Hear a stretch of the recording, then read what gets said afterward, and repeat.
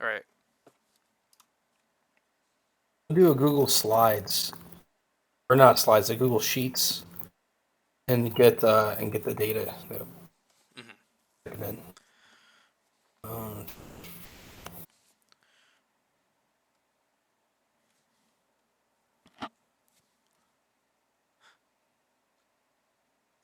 okay, right. So, are you ready? Yep. Ready. Yeah. How ready are you? I'm so ready that I'm recording. You're recording now. Yeah, Oh, I okay. just Yeah. started. I just So, started. Yeah. perfecto. Okay. Come one, come all to the Remembering Truth slash Project Bellerophon audio files podcast. Right now, me and Michael A are tier ranking the Blue Oyster Cult albums. All 14 of them. I mean, there's 15 studio albums, but we're doing 14 right now because one of the later albums wasn't included in the list, which is fine because I'm pretty sure it wasn't one we need to hear about.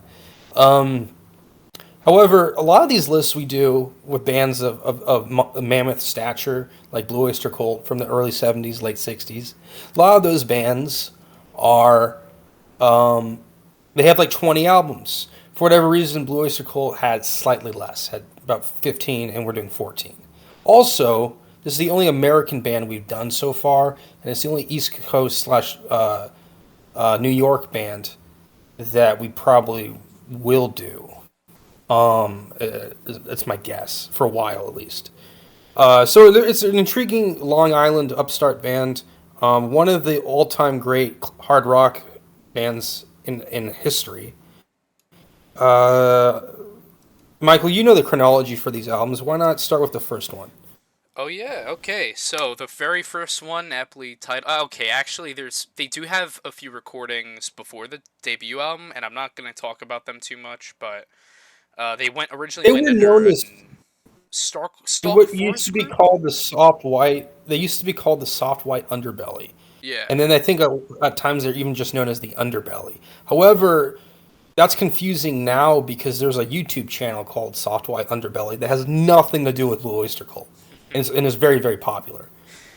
So a very curious early name for them. Yeah. And I think the lineup was slightly different even back then than the standard Blue Oyster Cult lineup. There was a lot of interesting personnel changes. Alan Lanier died in 2013.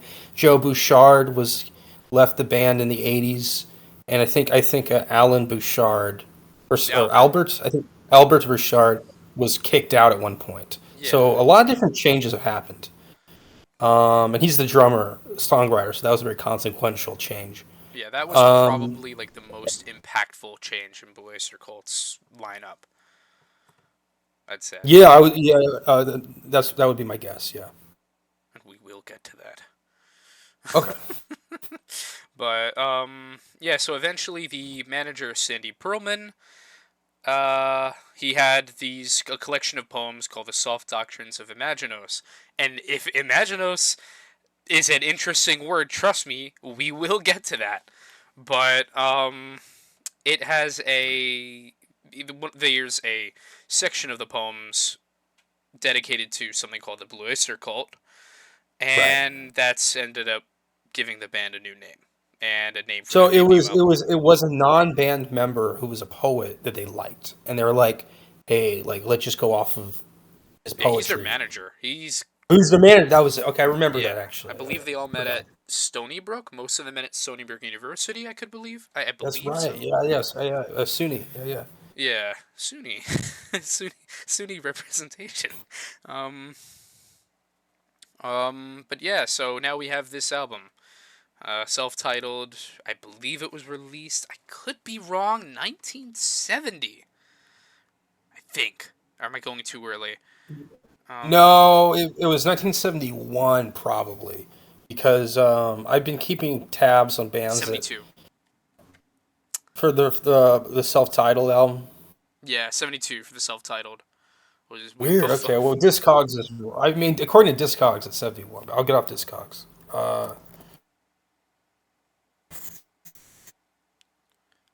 But yeah, so how do you feel about this album? This staple. I think this album is really strong. It's a true early '70s like just a bona fide hard rock album. It does have that like kind of like sometimes overly cool Blue Oyster Cult flavor to it, where it's like they're like kind of in the shadows like vampirically a lot. But that provides the mystery for the band, and it's kind of what makes it the it gives it the appeal that it has, a sort of unique appeal. And you won't really see a band do that of size until you get to like Bad Company. So they're kind of paving their own lane in terms of that kind of mysterious version of hard rock that isn't relying too much on like raw displays of like guitar strength, but is more kind of composed and sometimes a little manicured. But I think this album. Let's see the track list. From what I remember, this album is lined up pretty good. I mean, it's a stacked album. Blue Oyster Cult, 1972. Yeah, Manicon MC is a fun song. Then came The Last Days of May is a beautiful guitar introduction. Uh, and then, of course, I think they closed it out with Cities on Flame with Rock and Roll. And that's one of their all-time best or their most popular songs. It's a hit, and I believe a single too. So, yeah, I mean, it's a pretty based album. What do you say? So I think this album is really strong. I think that it peaks really high. Cities on Flame with Rock and Roll Yeah. is a has been a live staple since this album, and it's very obvious why. Transmaniacon is a great opener. Um, I also really like Stairway to the Stars quite a bit as well, and then came the Last Days of May. I do think that there are parts of this album that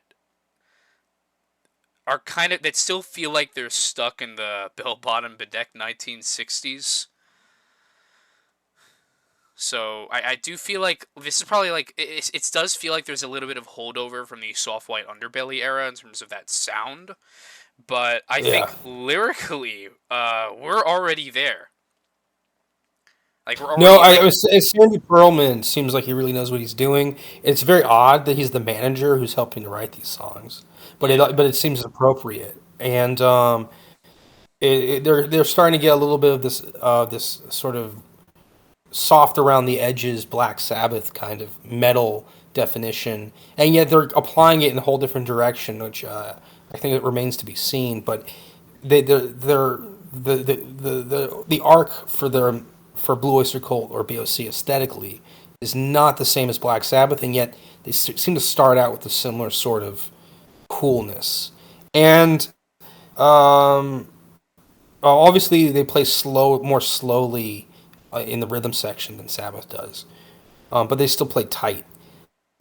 I find it fascinating that a lot of this stuff is based on the Stony Brook connection between I think Beauchard and Buck Dharma. But beyond that, it is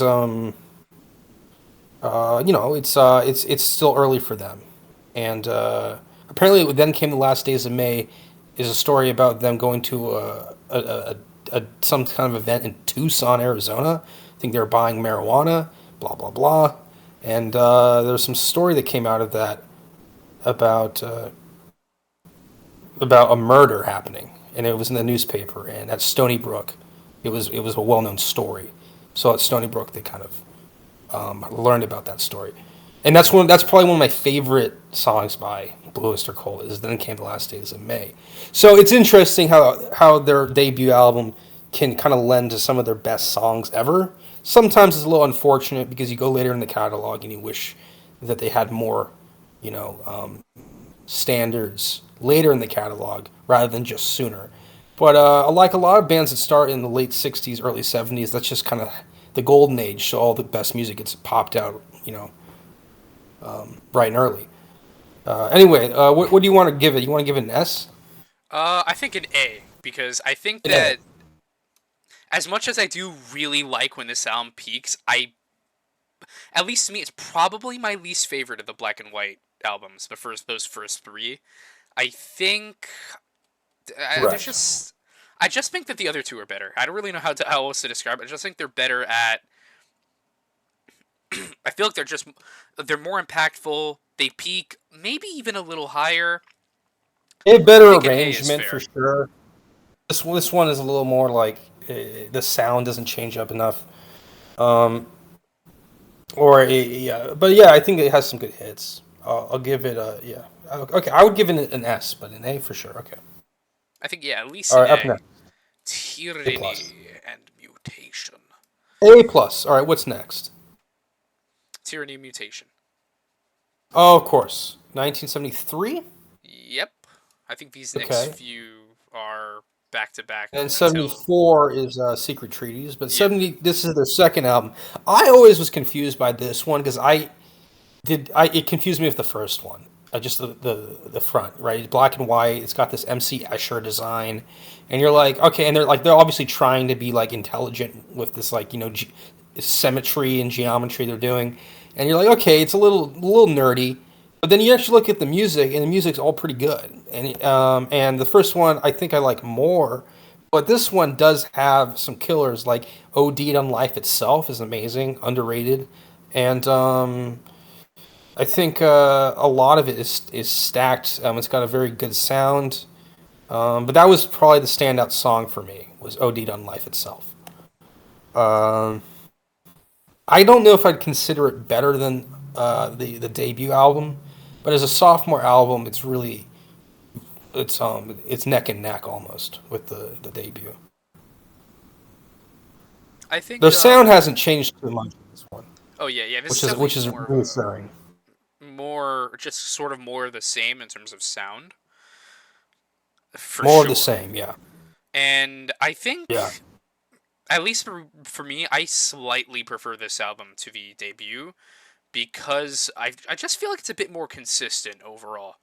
Um, a lot of that 60s ish. If there is one thing that is different, is that a lot of these 60s It's been influences, trimmed out. yeah, a I've lot of trimmed it's been out. trimmed Yeah, out.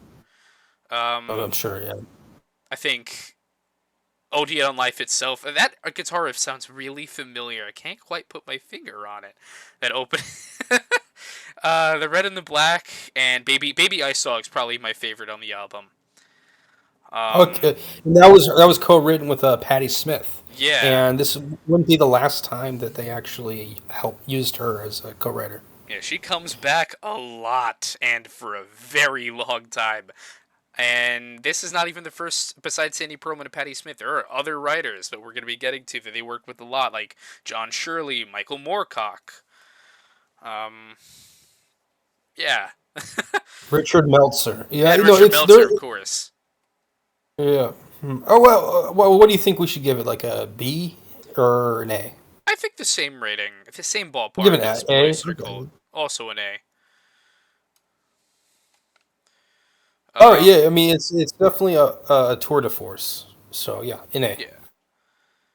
And then we got Secret Treaties, the following Okay, album. this one. No, I think we might disagree on this one somewhat. I definitely respect this album, but I'm not sure I enjoy it as much as I should. I know, Astronomy, Flaming Telepaths, ME262, Dominance and Submission.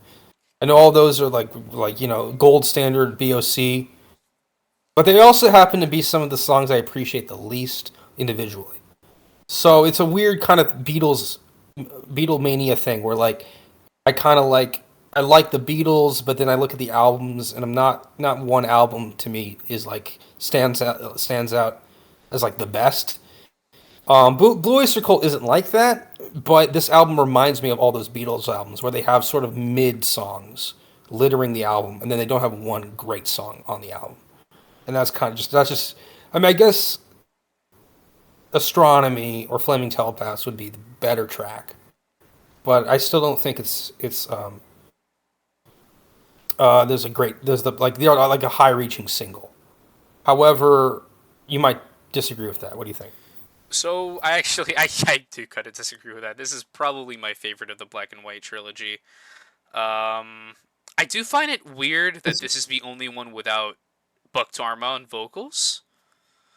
that Um, might be what I don't like about it. I there's think this because I really very do like his vocal. Albert Bouchard dominated and Eric Bloom. I mean, granted, Eric Bloom is, I mean, he is the most recurring vocalist out of all of them, but Albert Bouchard sings on a lot of these songs, and I think even though as much as I love this album, I think I'm still gonna keep it in A because I'm not the biggest fan of Albert Bouchard's vocals. I think, especially on this album, I feel like they're Okay. just very sort of it's just I feel like whenever I don't really know, it's just something about his voice is very like hoarse, like this. I don't really know how to I know describe what it.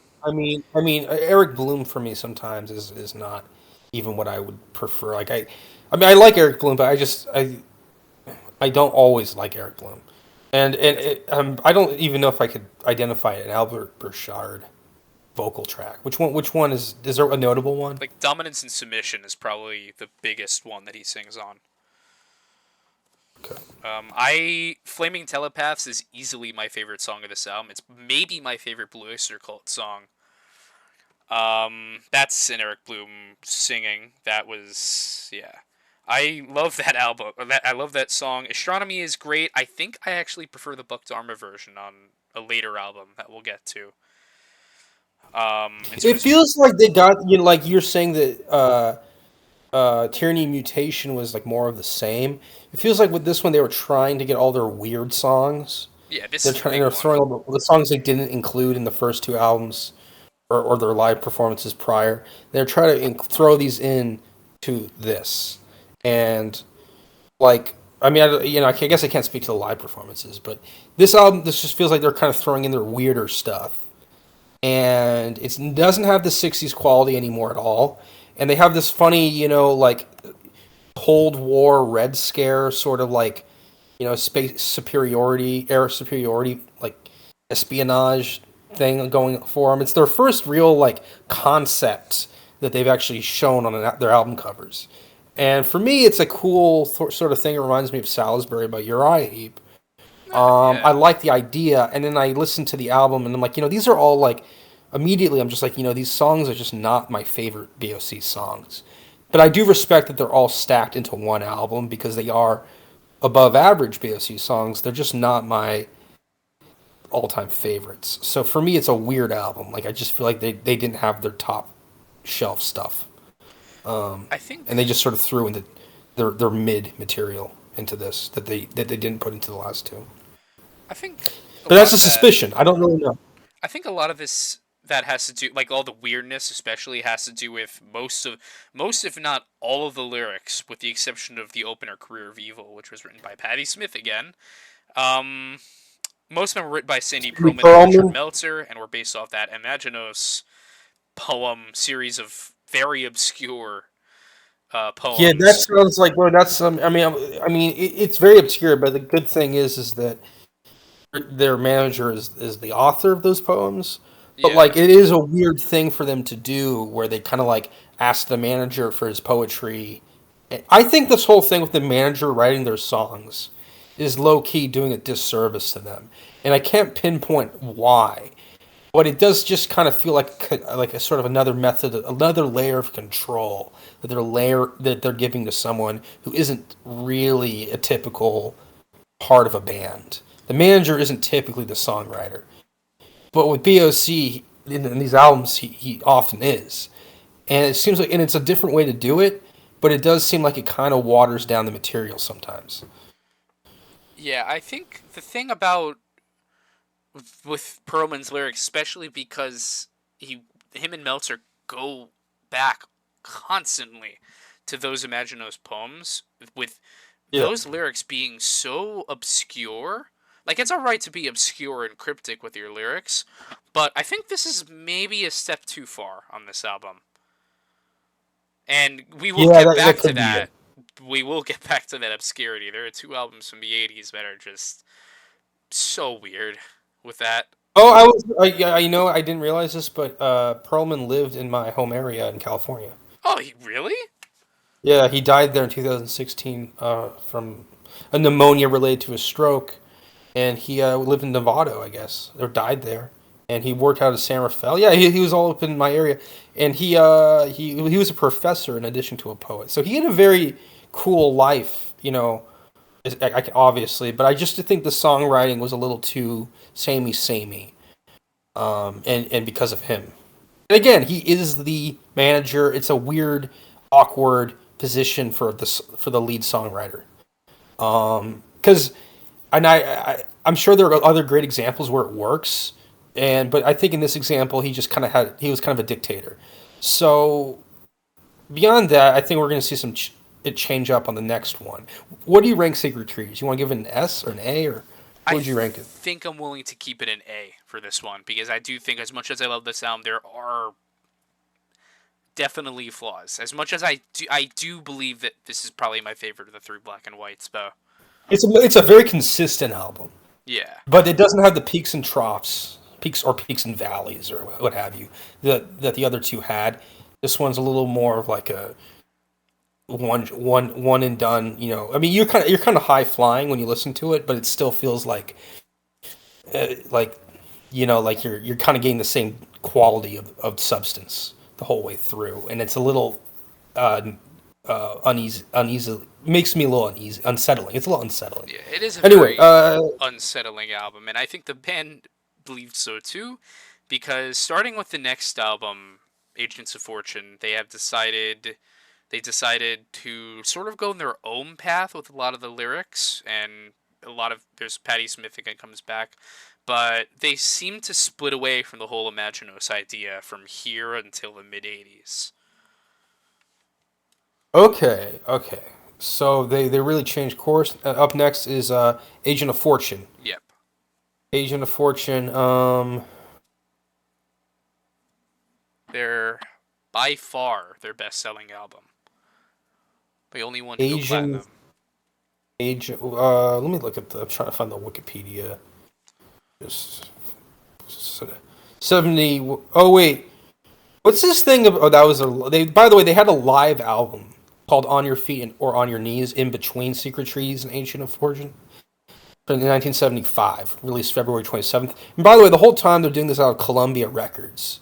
Um, Secret Trees is a a hit album. It's got this interesting concept behind it, very dominated by Sandy Pearlman. And then in '76, after their '75 live album, they released Agents of Fortune. Now, keep in mind, this is the late '70s now, so it's a kind of a different era in music. Punk rock is now alive and well, and their Blue Oyster Cult is no longer like a cult band. It is a mainstream band now, and so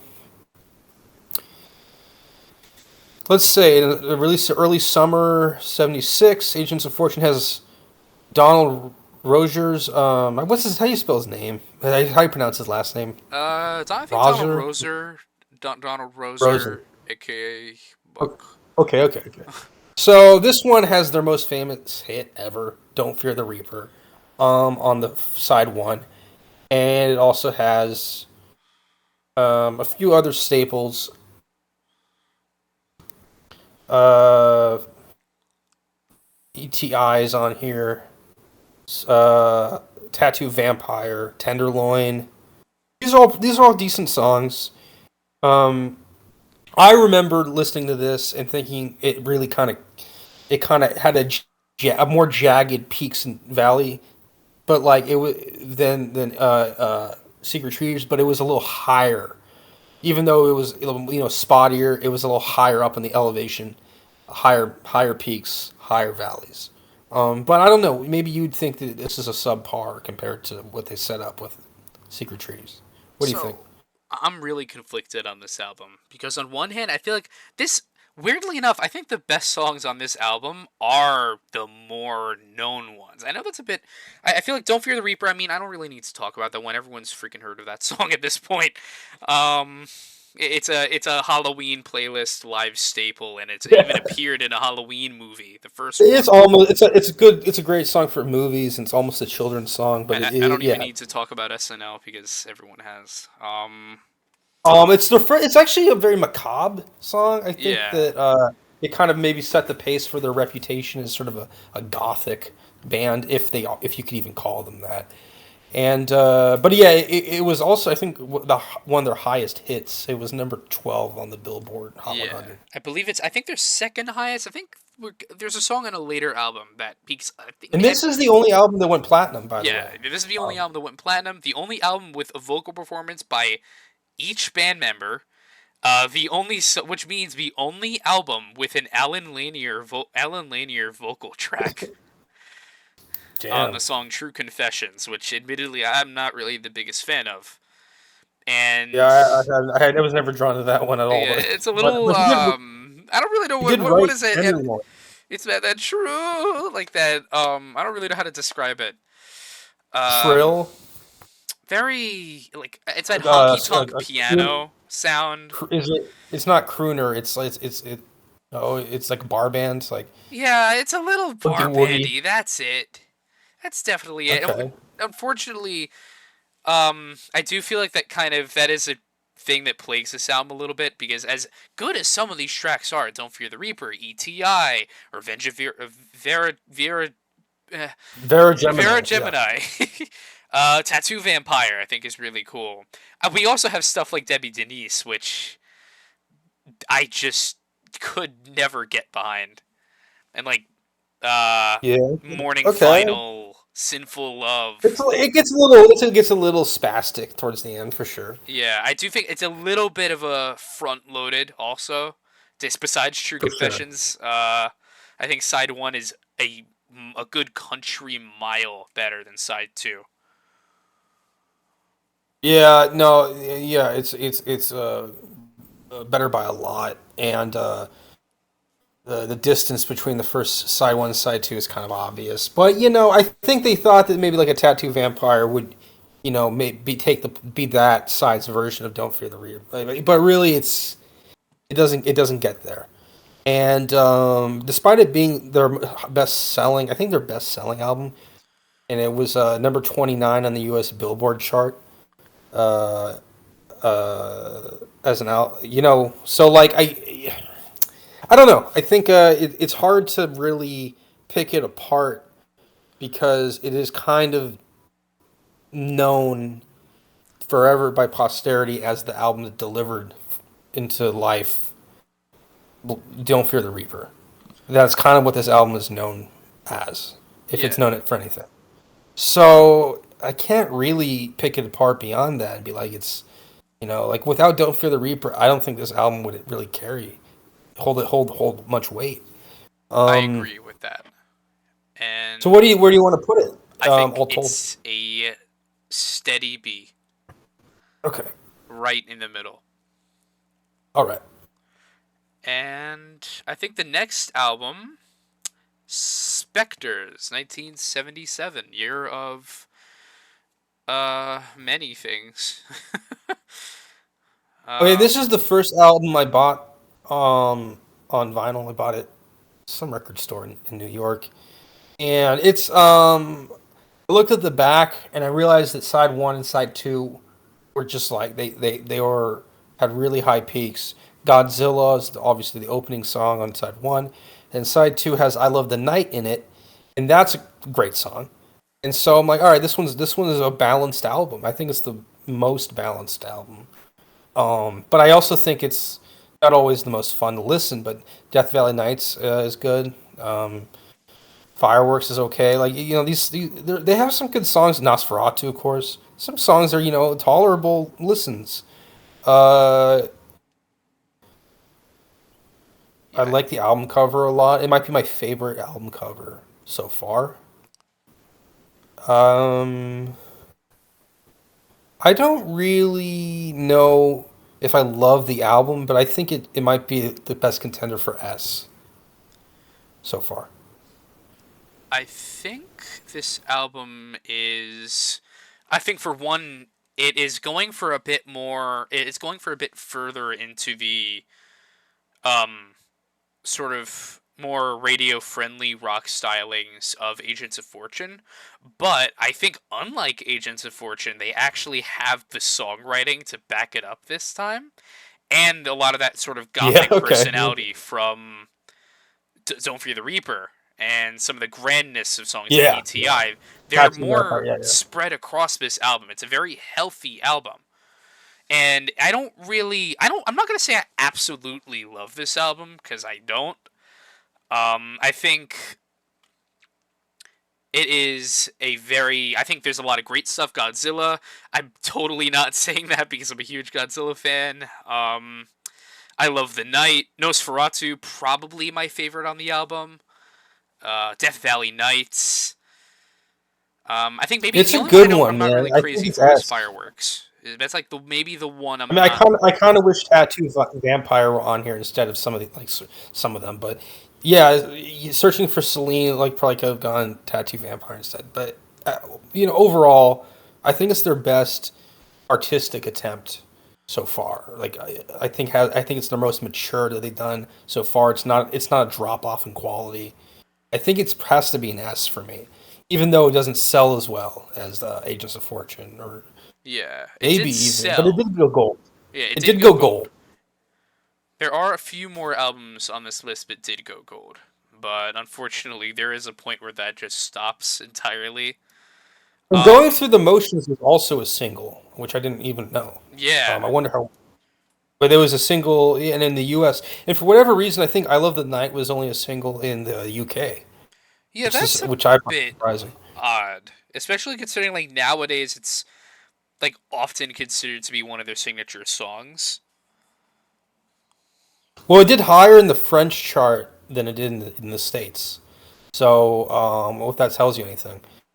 So, and it Yeah, didn't do that great in the UK. So, at 60. But it was 28 in the year in France. It's kind of surprising. So yeah, what do you want to give it an S? I'd give it an S. I think I it's think I like being really conservative with the S. I don't know. maybe I think we can do A. I I mean, think chalk it up. I don't know. You know what? Actually, S. Actually, I am gonna agree with you for this one. Because I I think it's think on funny the that most I recent think that re-listen, it really I do clicked think with it's me. funny that Going Through the Machines was co-written by the Hoople singer. Wait, Ian Hunter from Mott the Hoople co-wrote Going Through the Machines, which is pretty funny. But beyond that, I still think it's a phenomenal album. So Spectres, yeah, S tier. Spectres. If there's probably, I think Secret Treaties may be my favorite of the 1970s albums, but I think Spectres is the best. If that makes any sense. Yeah. Ages of Fortune is my favorite, but Spectres is the best. Yeah. Yeah, and I Although I think like the this first two. very yeah.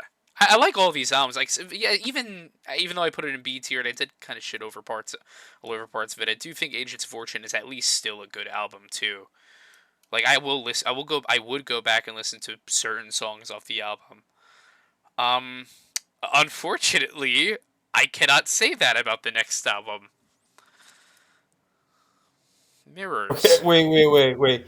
No, well, okay, just for clarity, they did a live album Oh in yes. '78 called "Some Enchanted Evening," which had they had a cover of MC5's "Kick Out the Jams" on in that performance somewhere, so that's pretty funny. And then they also had Godzilla, Don't Fear the Reaper. So that'd be a pretty cool live album to check out. Because Astronomy's on there, ETI's on there. Are you ready to rock is on there. Yeah, this is And they probably also covered the Animals and they have a bonus track that was in this 2007 CD reissue with ME 262, Harvester of Eyes, and a Born to Be Wild cover.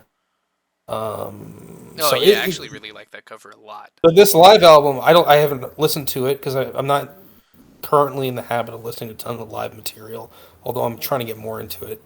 It's I'm just an efficiency thing.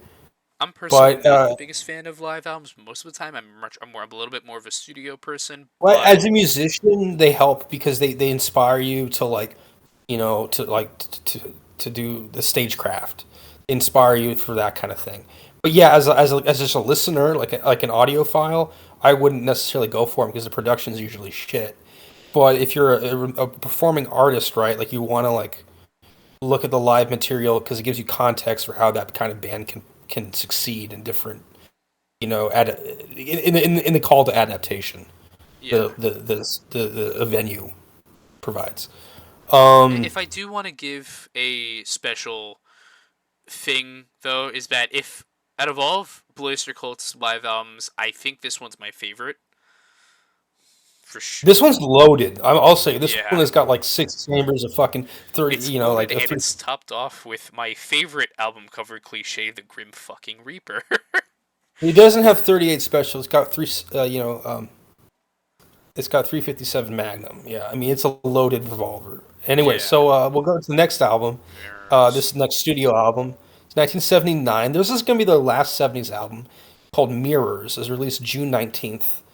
And it was their first one not produced by Sandy Pearlman. I think we can agree that while Sandy Pearlman was an overbearing lyricist, he's a pretty good producer and manager. And Mirrors reflects that. Mirrors is a weird album that has a sound that's just unlike anything they've done before. Now, I will say that there's a strong cohesion with the sound from beginning to end, but it just doesn't take you anywhere. It doesn't really have the melodic star power that the other ones had. It's a drop off album, and I think it might not even be produced by Columbia, although it probably was. Yeah, But this they one's produced Columbia.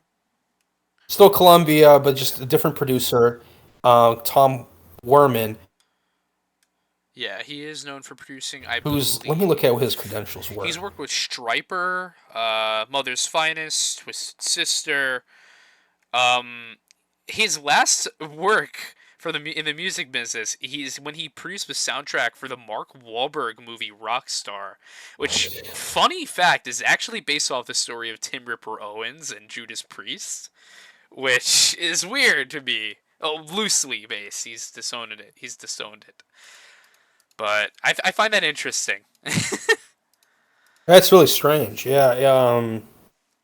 Yeah, well, it looks like he didn't have a lot of experience before Blue Oyster Cult. Not really. It seemed like he was pretty young when he worked with them. I So, do think. or green to producing albums at that level.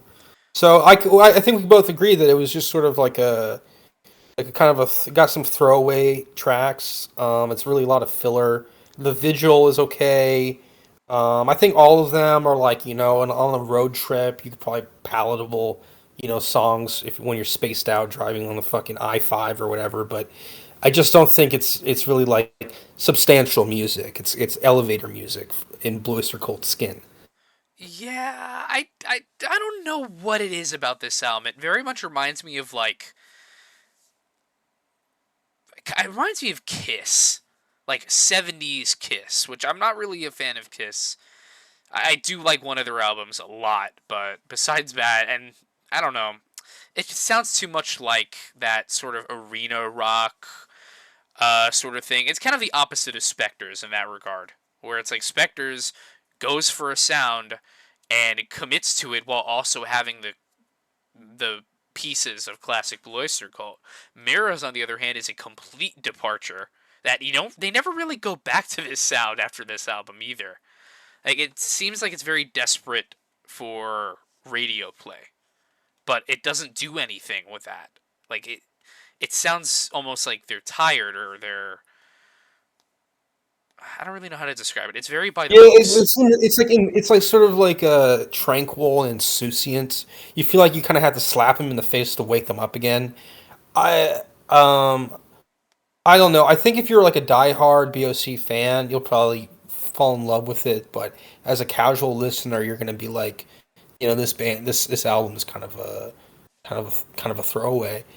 I can see myself listening to it more. I just don't think it really has a lot of attraction.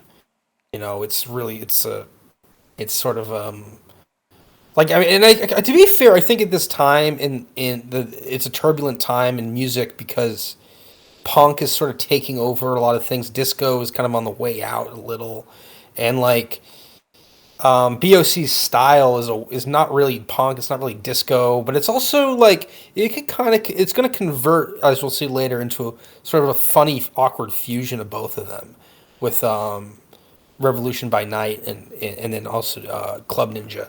So I think they're going through a transition, and this is the ugliest part of their transition. Yeah, this is a bit of a weird sort of odd duck, and I'm really not the biggest fan of this album. In fact, I give it a C. yeah, I think it's C. I'm not gonna give it a D because I only really think there's one album here that really deserves that D, and it's up By the for way, a while. But can I recommend a book to you? Can I recommend a book to you? yes, If you're into music reviews, there's a book I keep hearing about that I think it's like the Bible for music reviews. It's called The Collector's Guide to Heavy Metal. And I think there's like 2 or 3 volumes or whatever. bloody hell. It's written by a guy called Martin Popoff. Do you know who that is? Oh, I know who Martin Popoff is. Yeah. Okay, yeah. So he he does that Sea of Tranquility show with but he does his own show too on YouTube. But he's actually more famous than that. He actually wrote these books, and he's like a Canadian journalist that like is like very active in music reviewing and all that. And apparently he's got 3,700 reviews of metal records throughout the decades on in this sort of like encyclopedia of reviews. Um, and he's written a number of other books too. But he's a freelance journalist, so he's not associated with any publication at this time. But yeah, I'm gonna get it, man, because I like those. I like books that are stacked like that. Just like they have tons and tons of reviews. Like in film, they have you can get like a like a compendium of reviews for like French New Wave, right? Like Pauline Kael book or something, or Francois Truffaut or something. Yeah. So what do you think? I want to check that out. That sounds good to me. Yeah, yeah. I mean, it's probably you can get Barnes and Noble or you know eBay or whatever, Amazon, at the very least. Anyway, so actually, there's one on the Internet Archive for free. So imagine that. Anyway, Time for so Noble. we have Mirrors at Sea, and then we're gonna put Cultosaurus erectus, 1980. Yes, a name for sure. So what happens when you take 19? It's 1981. New wave of British heavy metal is starting to blow up in the UK. United States is starting to blow up with a bit heavier music than the 70s. Oh, 1980. I'm sorry, it's not 1981. I believe So yes, that's 1980, and as we said before, Mirrors is like it's like a smooth album, but sort of disappointing and sad. Cultosaurus erectus is a little less smooth, but it's got that sort of chaotic, charging energy again. It's this. more it's a more vital album, and despite being rougher around the edges, and I think it's a pretty entertaining one. It doesn't really have like tons of hits, but it's just a good ride through. Like it's a high flown kind of experience. I I might have told you beforehand that there were two albums that I absolutely love.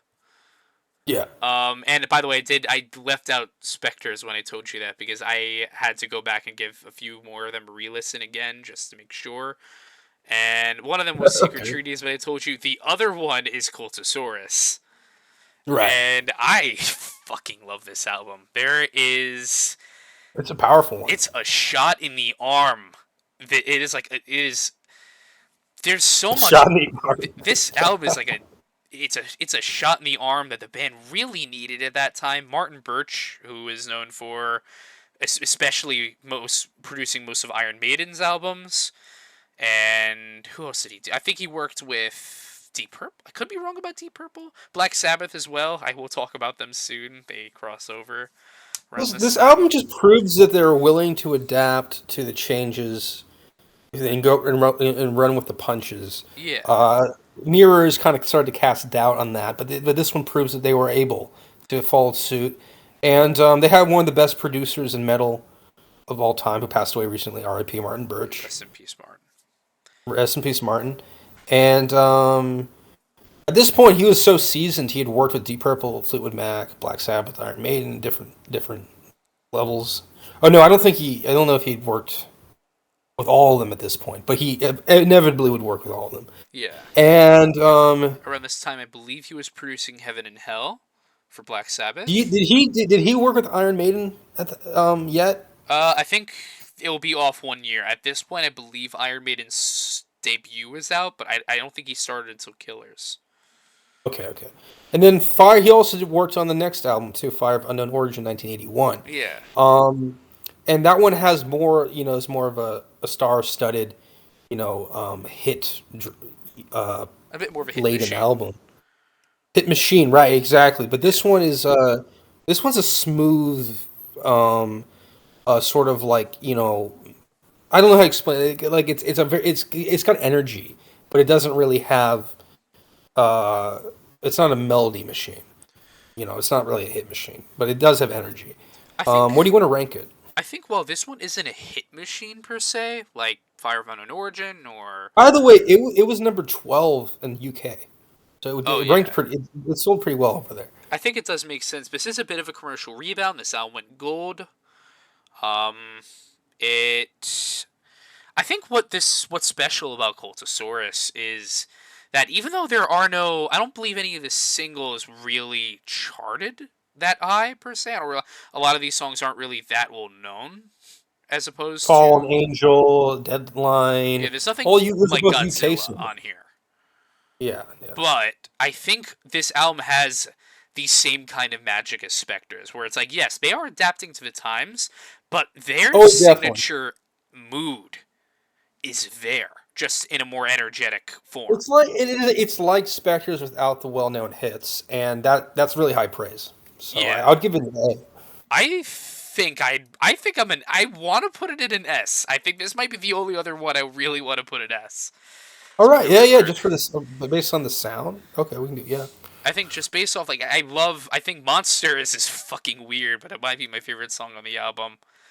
Uh, so much on here. I could talk about. I mean, it's a master. It's really well mastered. Is the other thing. Yeah, Like it's like and the composition of what do you call it? Like not just mastering, but just the organization of the the tracks was mixing good too. too, and the track list Mixing, yeah. organization. I think if there's one thing, I probably would have ended it with "Lips in the Hills" instead of "Unknown Tongue," but Okay. yeah, I like Okay. every track. I think there are no bad songs on this album. Also, I like everything. Yeah, I no, I can't mean, decide whether I like it. did I tell you I saw them live a couple of years ago? Yeah, Yeah, I think it's the only band on the that we've reviewed that is I've seen live. So it's actually different when you see him live. I feel like because you're kind of you're always looking for the songs you heard at the concert, and I don't really remember any of these songs at the concert. But that doesn't mean it's a bad album. It just means that that's not what the public wants to hear. yeah. At Uh, this point, it's so it's mostly that older era for the most part. well, mostly the public seems to want to hear the hits because they have a lot of them, and you're just kind of like, okay, well, Yeah, I guess that's what you get with a band like Blue Oyster Cult. Unfortunately, because their deep cuts are really kind of a wild ride. Um, I think that eventually in the '80s, and the lyric, it gets harder to hear the lyrics in their songs. They start to take a turn into like just standard metal, a little bit of that screaming hair metal kind of thing, yeah, and you can't even really hear the lyrics after a while, and that's a kind of a sign that it's run sour or run its course. But we're not there yet. The early yeah, '80s is a really like a great time for Blue Oyster Cult. So yeah. It's a up very up lively time, lively, and yeah, oh absolutely, while I don't think lively and smooth. while I don't think this next album is on the same level as Cortosaurus in terms of that, I do think that most of it carries over. That energy carries over. Yeah, And and speaking that of is which, 1981, Fire of Unknown Origin. yep, home of I believe their highest charting single, at least in the United States. I could be wrong about that. Burning for You, Burning for Number Me. one on Billboard's Album Rocks Tracks Yeah, chart. That's really high. it Yeah, spent very three high. weeks in the top 40. Wow. And actually, yeah, the music video also. This is around the time when they started doing a bit more music videos, as MTV's blowing up. Um, and yeah, um, how do you feel about this album? I never really liked the cover, but I do respect the songs. Veteran of the Psychic Wars is a little goofy. I think it's It yeah. reminds me of Flaming Telepaths. It's just a little like a little too paranoid and psychedelic for me, but um, Yeah, I feel I oh, don't out. like it as much as Telepass. I think it is a bit droning. Yeah, The song yeah, exactly, exactly. a little bit of those like However, those those key. It's a little goofy to say the however, least. Joan Crawford, Vengeance, Fire of Unknown Origin, Burning for You, even Soul Survivor. Okay, like I just don't. It's a strong album. It's just not of all the strongest albums they've done. It's probably my least favorite. Yeah, I But don't. I still think it's a strong album. And Yeah, a I Burden think for this is a You. very strong album. I just don't know if it's quite. It's definitely no Cultosaurus. It's no Spectres. It's It doesn't more. really have the vitality that those albums have, but it does have this commercial. It's a pretty commercial album, Yeah, but it's like a and commercial. It's like a very like it's commercial, but it still has their personality. I think like that. Um, it's that. effective. Yeah, it is an Yeah, effective album, and I think it's again mixed very well generally. Though I think what's interesting is there's a very heavy keyboard and synthesizer usage on this album, even more so than the past few than their rest of their discography earlier on. And I'm sure it was a good payday for Alan Lanier, but I think he does it. I think the keyboards are done very well on this album. They don't feel intrusive, but they feel like they really like the more modern keyboard sound flows well on this album. It sounds good. But I'm just not the biggest fan of it. I don't love this album. Yeah. yeah. I mean, they kind of softened a little at this point. They're not really trying for the heavy metal approach anymore. Yeah. They're doing more of a sort of a disco goth thing, and we're going to see that kind of burst burst into flames eventually. But up next is a pretty good Oh, continuation of that form. before we get into the next album, I do want to bring up two things. One, where would you put this on the where would you put Fire on the tier list? Well, Martin Birch did a good job with it.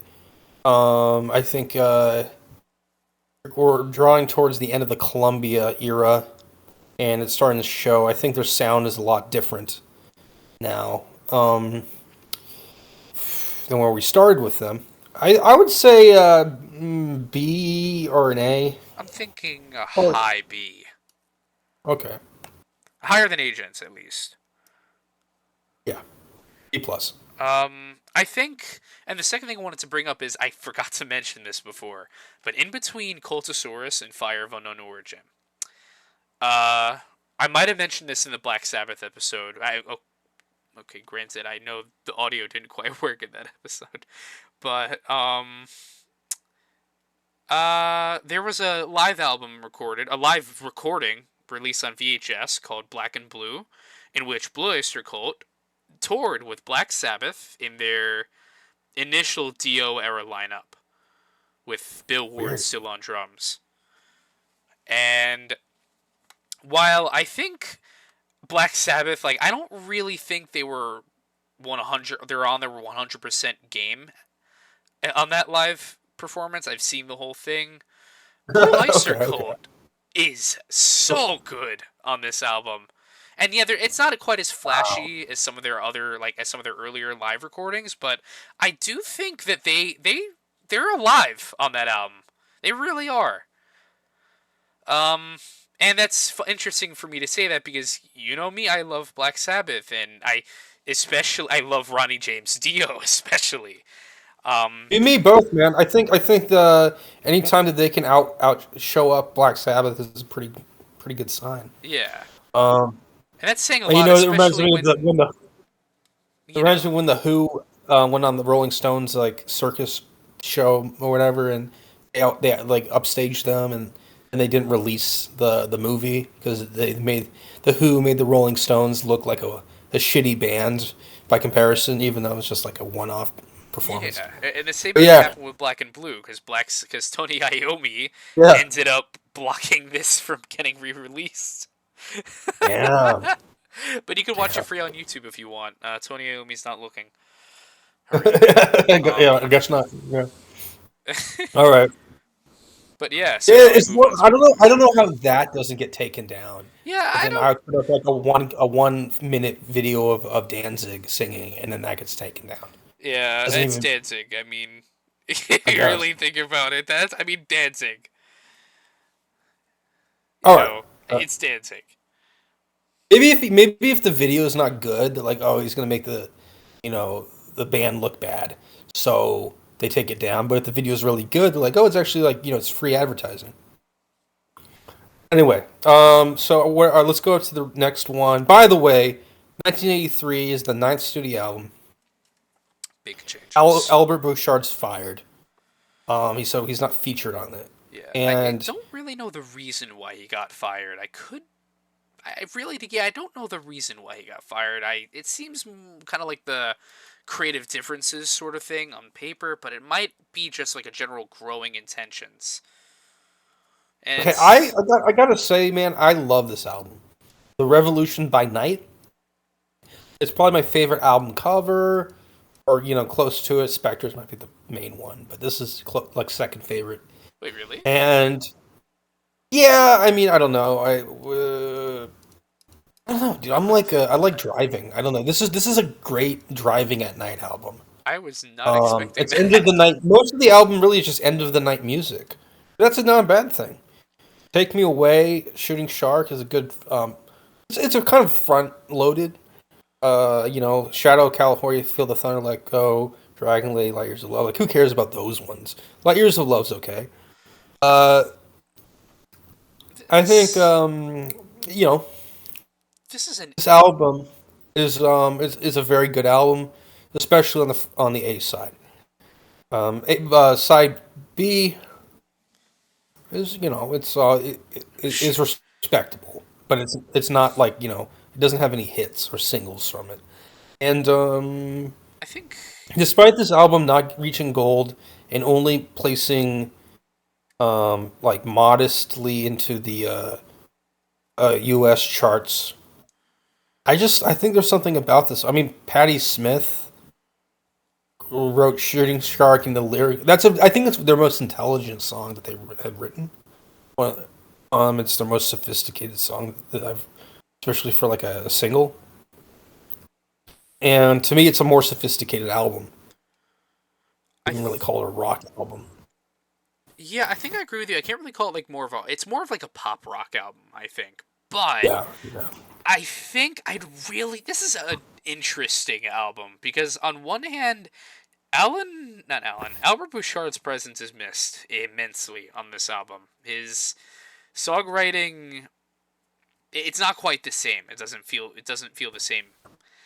Um, on this album, they did get their roadie Rick Downey to do the drums, but you wouldn't know it because a lot of this album is dominated by a drum machine. Um, I think the first side of this album is generally stronger than the second. I agree with you. Shooting Shark is, I think on paper it sounds like a bit of a weird idea, like Blue Oyster Cult doing a bit of a new wavy song, but I think I love this song. It's probably the best on the album in my opinion. Veins is very cryptic, but in a good way. Very stabby with the keyboards. Take Me Away is classic Blue Oyster Cult members want to fuck the alien song. Um, Eyes on Fire I think is interesting because I believe this song ended up being covered by a more like an 80s hard rock band named Treat from Sweden, and I think I like that By version the a tiny bit more. by the way, "Take Me Away" was co-written by Aldo Nova, and I don't know if you've heard of Yeah. this guy. He's a random musician that had a strong debut album in 1982, which peaked at number 8 on Billboard. And he wrote a song called Fantasy, which reached 27, 23. But he's not really known for anything else. And then he just co-writes that song with Blue Oyster Cult immediately after his hit is released. His hit drops. And that Yeah. song, Take Me Away, ends up being a very good song. So it's just sort of a strange shot in the dark. But It also got a music video, and I'm surprised it was only released in the UK as a single. It very much confuses me. It would have fit great in the US. I know. And you listen to the song, it sounds like a U.S. kind of song too. Yeah, Sounds like something like, oh, it's very catchy too.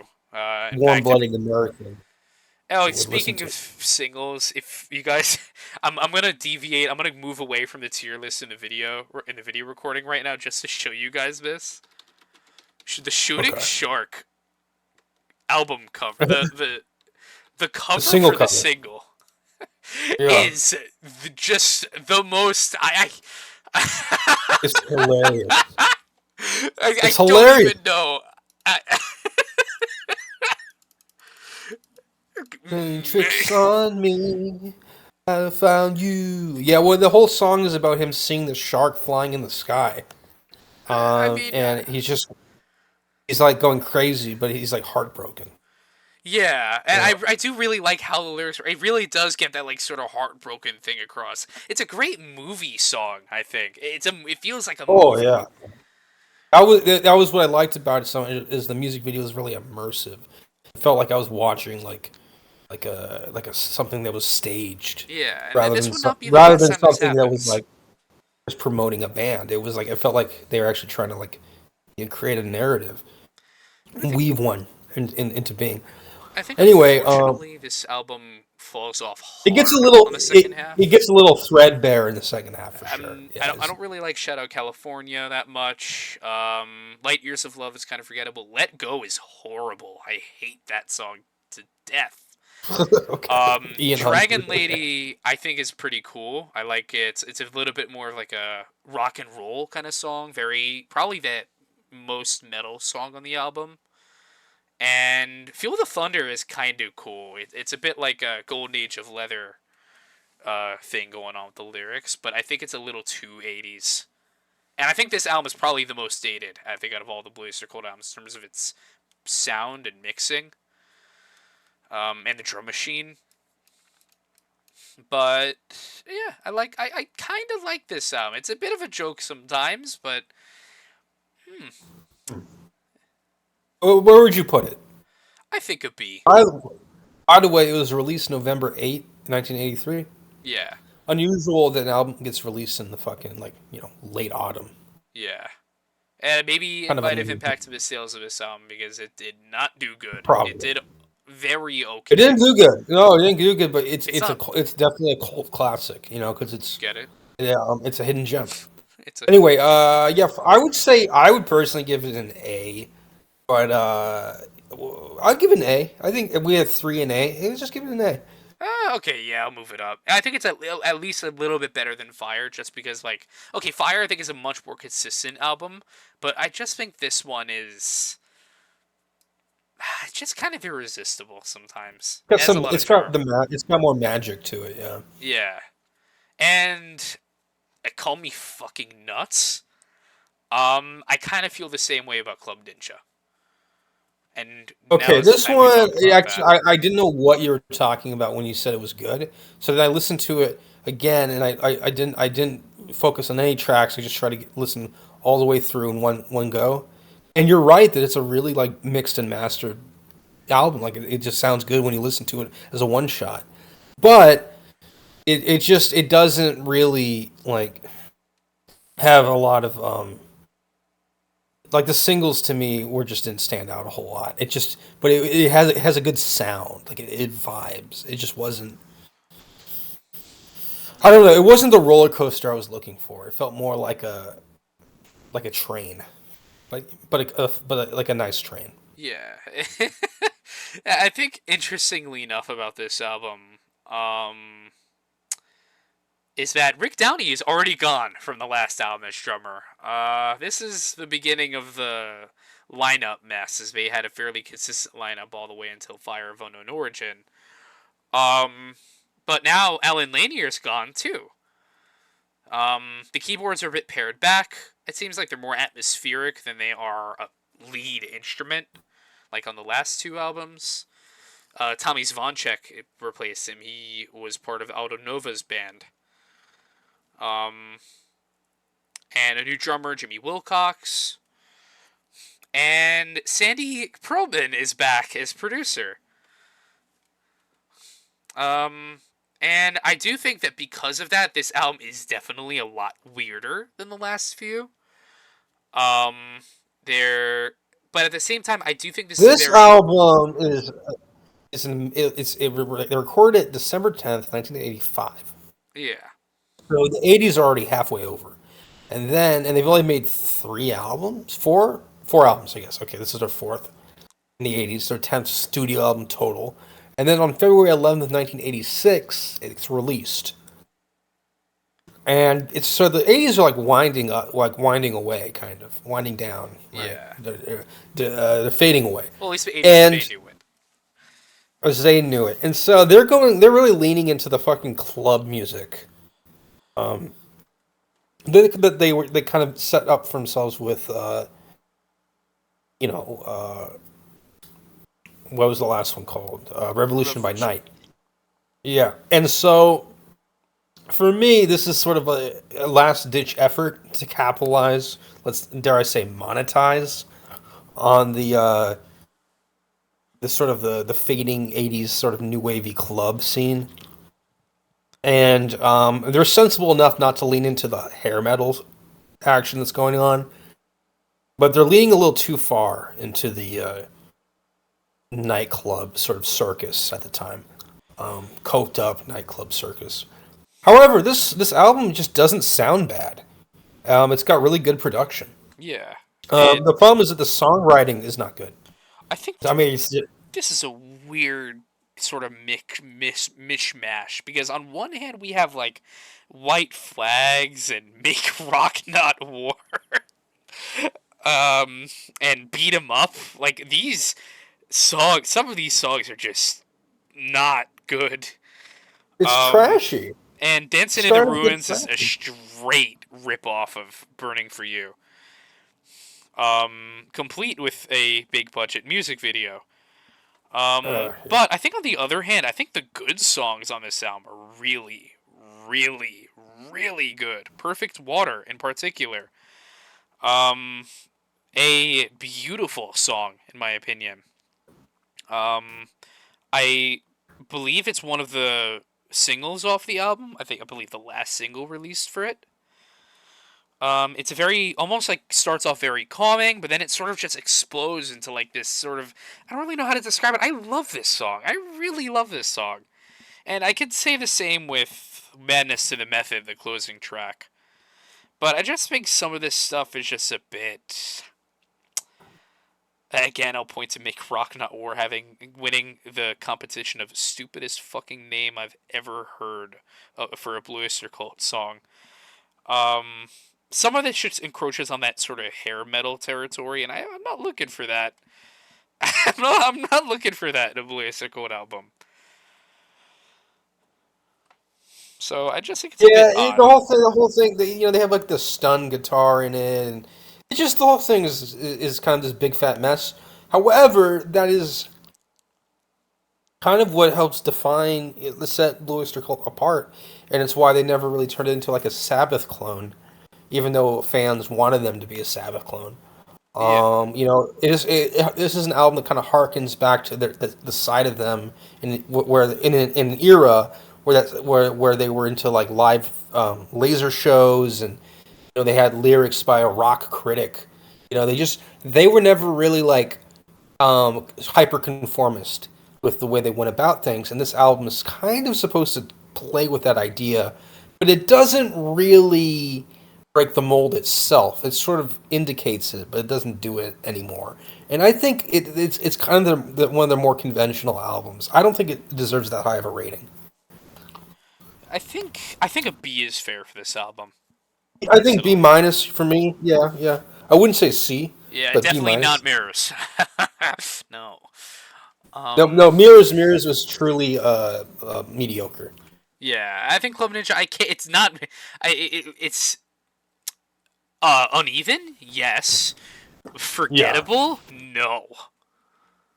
Like it Yeah, I is. wouldn't call it It is forgettable. Yeah. entertaining.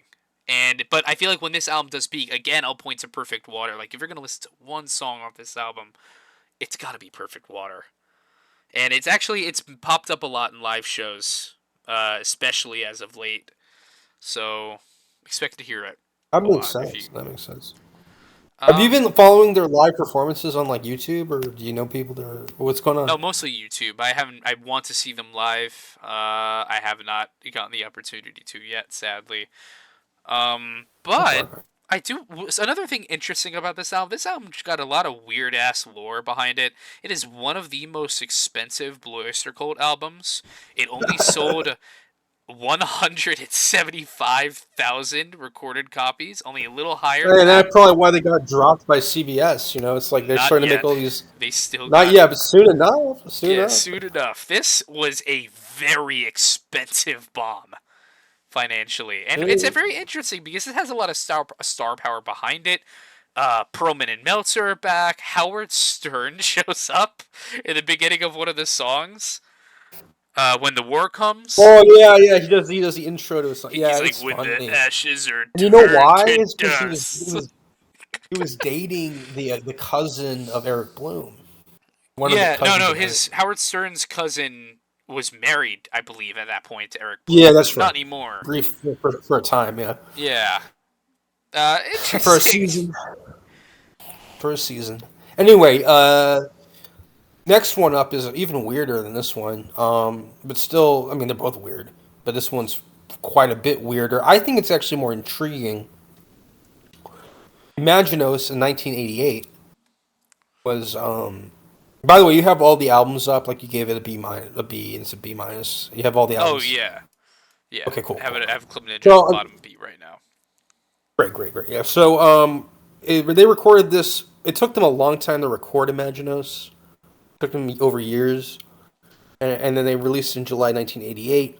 And it has a overtly gothic sort of connotation to it. I think they even includes allusions to science fictional, vis-a-vis H.P. Lovecraft, which is weird fiction if you're not familiar.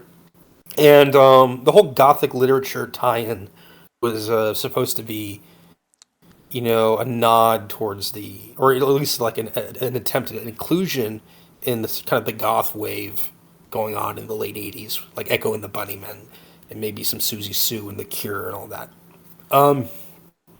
The Church and all that. But Oh, it doesn't really lend to that. It has no real place in the goth wave, goth rock, subculture or in those venues.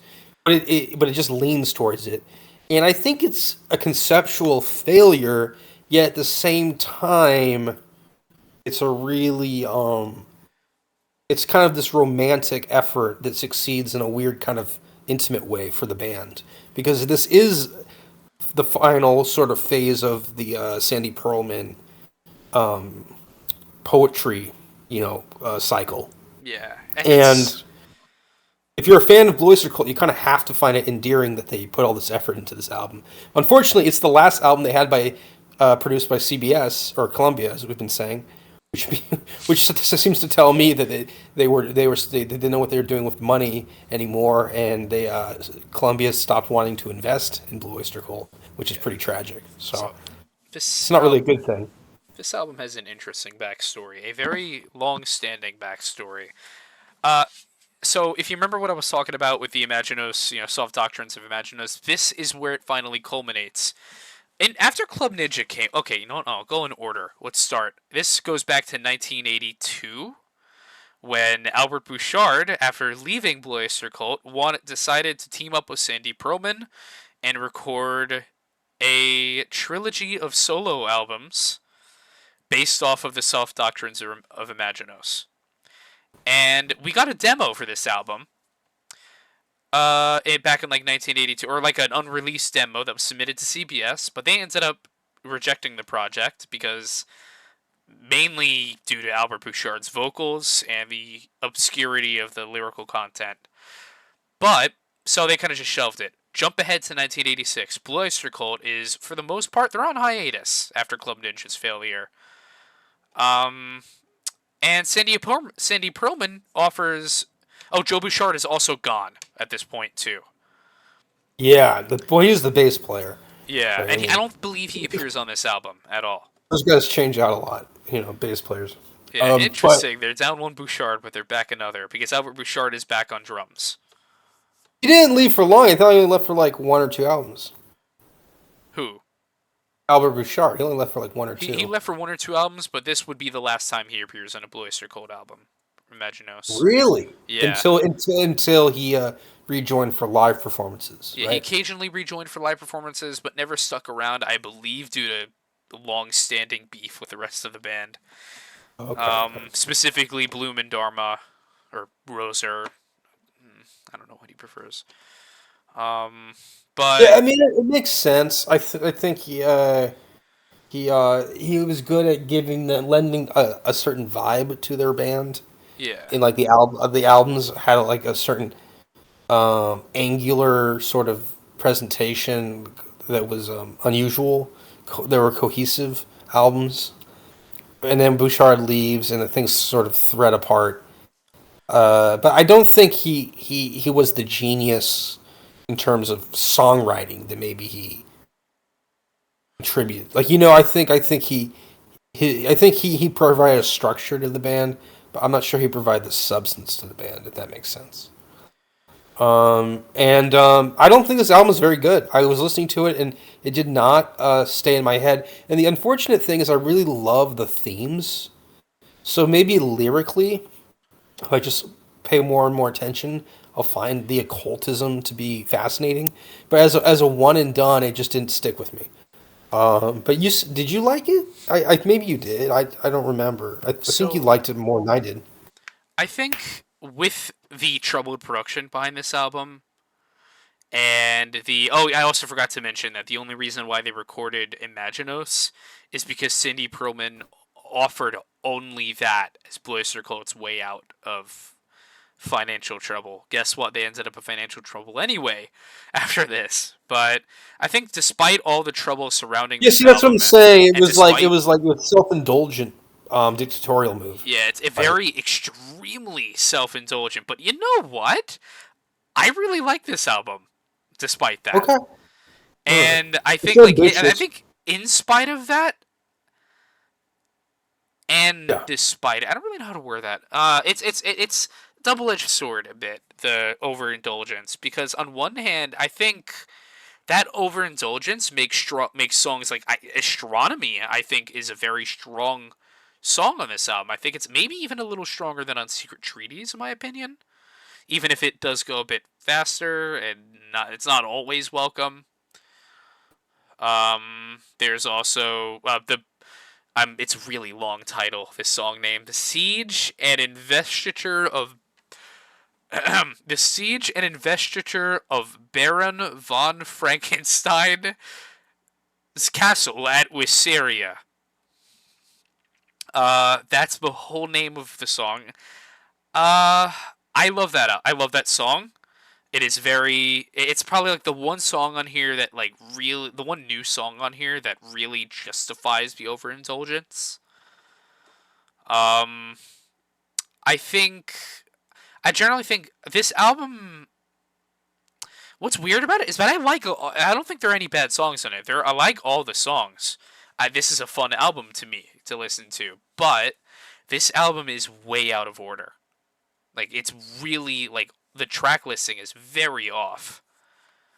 And I believe, according to the distributors and members of the band, and Albert Bouchard especially, the track listing, the story of this album is completely out of order. And they just, because the studio just wanted to ship it however they wanted to, and then just slapped on a bedtime, random access bedtime story logo, like label on it. So then it could be like, that's their excuse for it not being in order. I don't fucking know. It's basically like I think it's a very good album hidden behind some of the most egregious studio meddling I've seen. I mean, I think they were trying to push it over the cliff. And you're like, well, we know Looser Cult's a heavyweight band. Let's Let's do like they that. did with Uriah Heep, like what they did with the Uriah Heep. They were trying to like this is a band that like is so has a lot of recognition.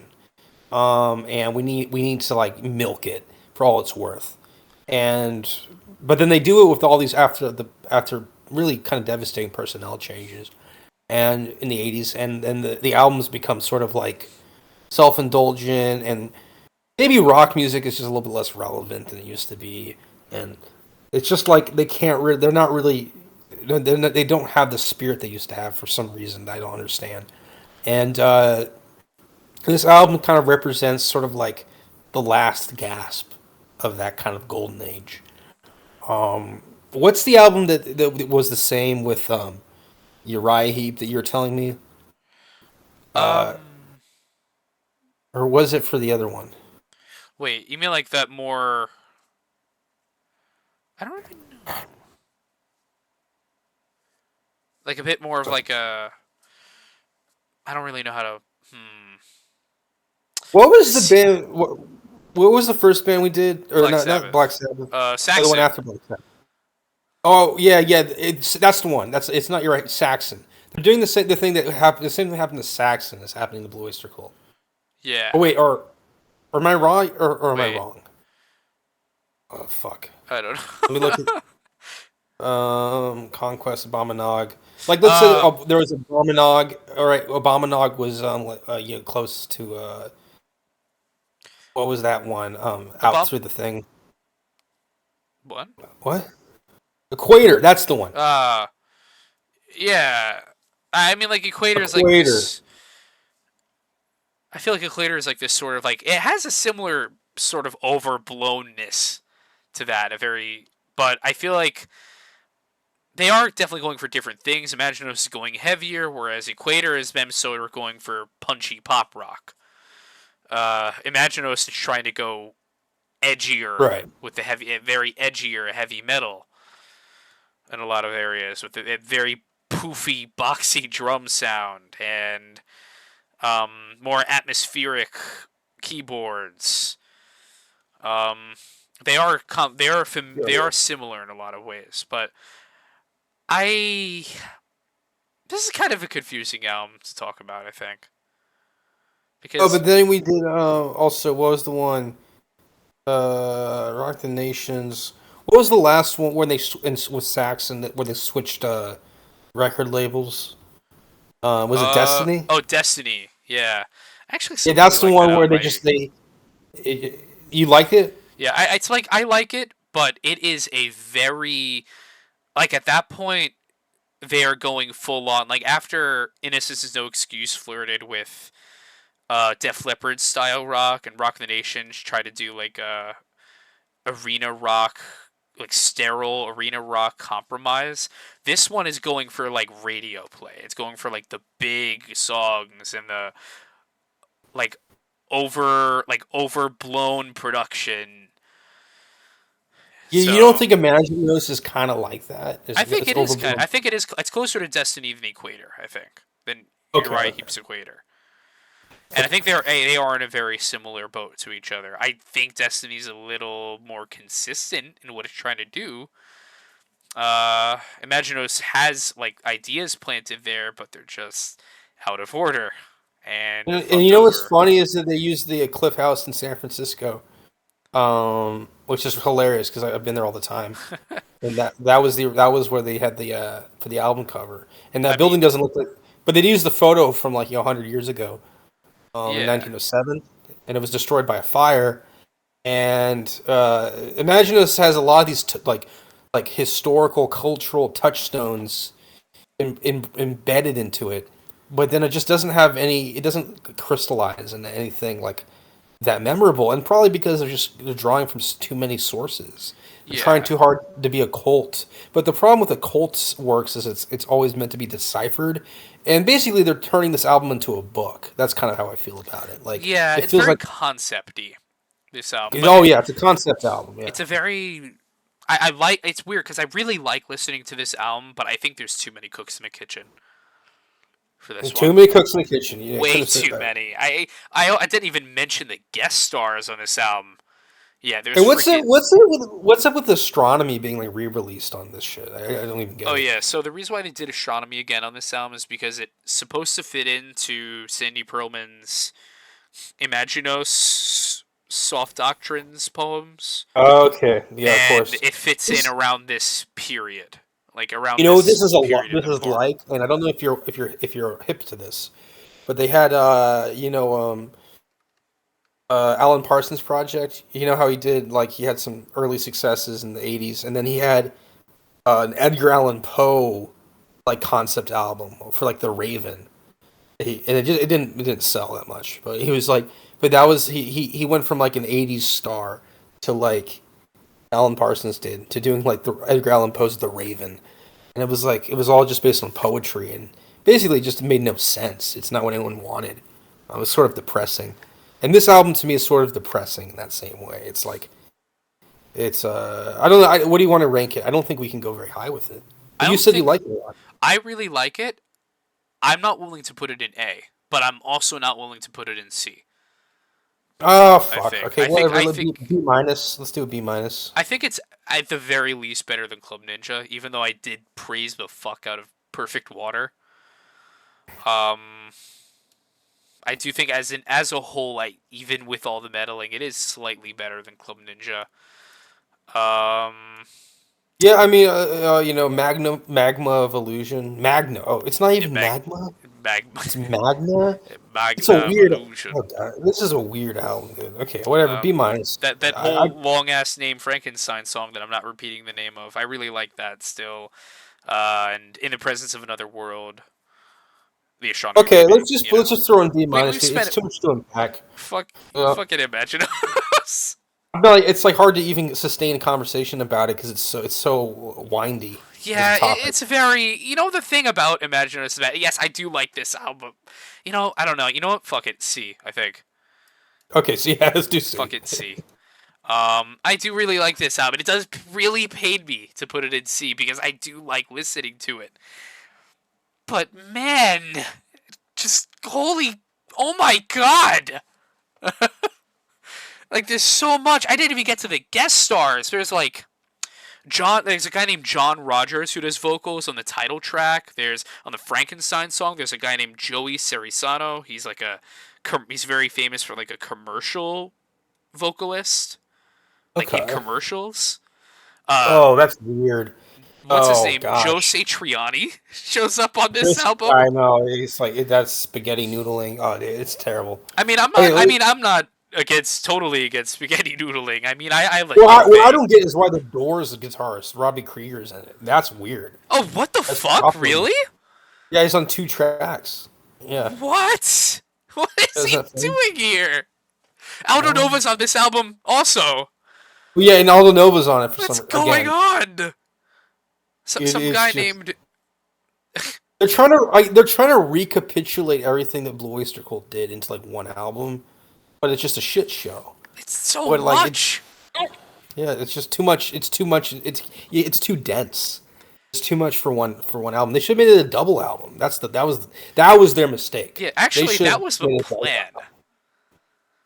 Because what the weird thing about this album would happen is, wow, I don't know what I just said. What's weird about this album is that it was supposed to be the first in a trilogy, and Yeah, they wanted to test a the waters solo with album this. They wanted has to do, overshot. yeah, but then they also wanted to do that, but with Blue Oyster Cult instead. Um, however, this album bombed even harder than Club Ninja. To date, it has never been re-released on a physical medium. Jeez. But it is available on streaming, so do that as you will. You can listen to it. If you want to jump in. Um, Alan Lanier ended up Man, this was rejoining this after was this album came out. this was their last studio album for a long time. Yeah, this for 10 years with all original material. This is their last for 10 years. 10 years. Um, Columbia They ended had up they had dropping them, obviously. they had a live album, a compilation album, and the greatest hits Yeah, after a that. But re-recording greatest hits called Cult Classic. They made a soundtrack to a really shitty movie called Bad Channels from Charles Band's company, Full Moon. Um, and then eventually they got signed. They pretty much stayed as a live band. Alan Lanier was back on full time. I believe they got a new drummer and a new bassist at this point. But by the time they release Heaven Forbid, which is their next album, I think let me see who those drummers were. The drummer and the bassist were. Uh, shit. Hold on, give me a moment. Okay, okay, so on Heaven Forbid, but at this point they had Danny Miranda on bass and John Rogers again from Imaginos, and two drummers, Bob Rodinelli and Chuck yeah, fuck it, I can't pronounce things anymore. But yeah, we're back on Heaven Forbid. Ten So years heaven later, forbid, 1998. I mean, I was alive when this album was made, so that tells you anything. and I was not Um, yet. Soon. yeah, well, you're like several. Yeah, but like even then, I like it's still that's how that like it still feels to me like a late album for them. Yeah, If I was if I these was are alive, this is because the it final three. I don't feel old yet. I don't feel that old yet. I don't feel so old that like a Blue Oyster Cult album was old. If it was no, this is like a weird album. It was almost the new millennium, 1990. I mean, I'm calling all these albums weird, but they are. It's It Blue was a Oyster Cult. weird. It's a Blue Oyster Cult. It's a weird concept band that had some really good hits, and then it just kind of fell from glory, like a lot of those bands did in the 80s, and then in the 90s they're just trying to like not go crazy. And I think this album is actually a good showcase in that. It has some pretty decent songs, but it's a creepy album cover. I don't really understand. They're doing this horror thing now. They didn't Yeah. never were into horror. Now they're really into horror, but like Hellraiser or something. I don't know what this album cover is suggesting. At any rate, it doesn't feel like they have the same chutzpah and gumption anymore. But they do have some sort of underlying substance that never withered away. And this album reflects it. Damaged is a good one. Beyond Yeah. that, I can't really speak to this album. I think it must be like a really low B, maybe a high C. It's So not. Yeah. I think this is probably the last time you're gonna hear me say this about a Blue Oyster Cult album. Spoiler alert for the next two. But I I think unlike Imaginos, which I am willing to give up my personal, it's a more of a guilty pleasure for me. Heaven forbid I'll defend. I think that this is a very stripped down album for them. This is easily their heaviest album, their most aggressive, and probably their roughest, one of their roughest sounding overall. See You in Black is probably their heaviest song as a whole. Not heaviest, but definitely their most metal song as a whole. Very fast and aggressive. Um, there's So you like the album? You think it's maybe a B? yeah, I think it's probably a high B. I think.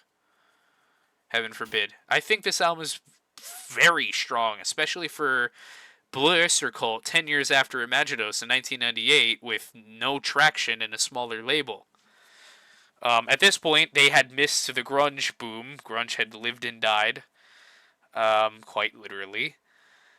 And No, at it's kind of the alternative is kind of more of yeah, and the there's a mode classic now. metal thing. There's a classic metal boom right around the corner too, uh, and it's very spearheaded by people like Iron Maiden and Blue Oyster Cult. I think what's interesting is that they are. This is a bit more like a definitely feels a little bit more '90s at times, but not in a bad way. I think this is like a more. It's like, kind of like a Dio, Strange Highways kind of good, where it's like I don't think it's as good as that album. I fucking adore Strange Highways, but um with Heaven Forbid, I think that there's a lot more of like a pessimism to it, but it's not like a out of place pessimism. It's more like an outright sort of horror. They got, I believe they got John Shirley, an author, to write this. Write a lot of the lyrics on this album. Well, according to All Oh, he wrote The Music, they Crow. produced. Oh, that's right. That's right. Oh, that's impressive, actually. Yeah, So, and then but this is another like the Raven. It's like, oh, we're gonna get to the poetry of the Gothic literature. Oh my, it's it's they're a running out of ideas. Um, I respect that they have this track called "Still Burning." It's like a sequel to "Burning for You," which is yeah, it's kind of very funny. funky too. The song, so it's very ah. I don't know. This album makes me smile. I don't love You know every what's track. interesting is that Steve Shank, who is the producer on this one, he seems like some random shoe in. He was actually been doing work with them since all the way back to Agents of Fortune. So they got this guy who worked for him, who I don't know anything about him, but it seems like he uh, he's been known to them. And then eventually he would do the Symbol Remains. Would be the producer for the Symbol Remains, which is the last album they released, and they wouldn't. It was the first one they've released in like 20 years. So interesting sort of person to be involved with them. Let's see. Where would you put this? Heaven forbid. I think where what could we agree on? I think. I don't dislike it. I might be convinced to do a B minus minus, but I think a C plus is more sensible. Hmm. I think I I give. mean, it's just I don't I think don't it's mirrors. It's understand. not mirrors. Okay, I'll give it a B. Yeah, I I'll don't give think it a it's B. I mirrors don't or under, Imaginos. I don't understand the They're trying I to. don't know. Yeah. I guess it's kind of they're trying. Yeah, I guess if they're doing something right, so I'll give it. Let's say B. I think this is sort of a once in a like this sort of like it's sort of a one and done kind of thing with the sound of this album. And what's funny is that their what's the guy's name? Their songwriter they got John kicked out. Shirley. He's just Oh no, no, not John Sandy. Shirley. The Sandy, yeah, Sandy is just out Yeah, completely. he's not coming back on any of these albums. Sandy, Albert, Joe, Yeah, Sandy, any Bouchard. I think Patti Smith hasn't been writing for them for a while now too. Could be wrong. Yeah, Alan most. Lanier is still here though. Yeah, Alan Lanier is back finally. He'll be here until his death, basically. He's Well, only the on next one more one, album. well, they only did is Curse of the Hidden Mirror uh on your list because that's the next one. Yeah, Curse of the Hidden Mirror is next, and also under CMC is the label, same as Heaven Forbid. I actually They really were like dropped this after album this. cover.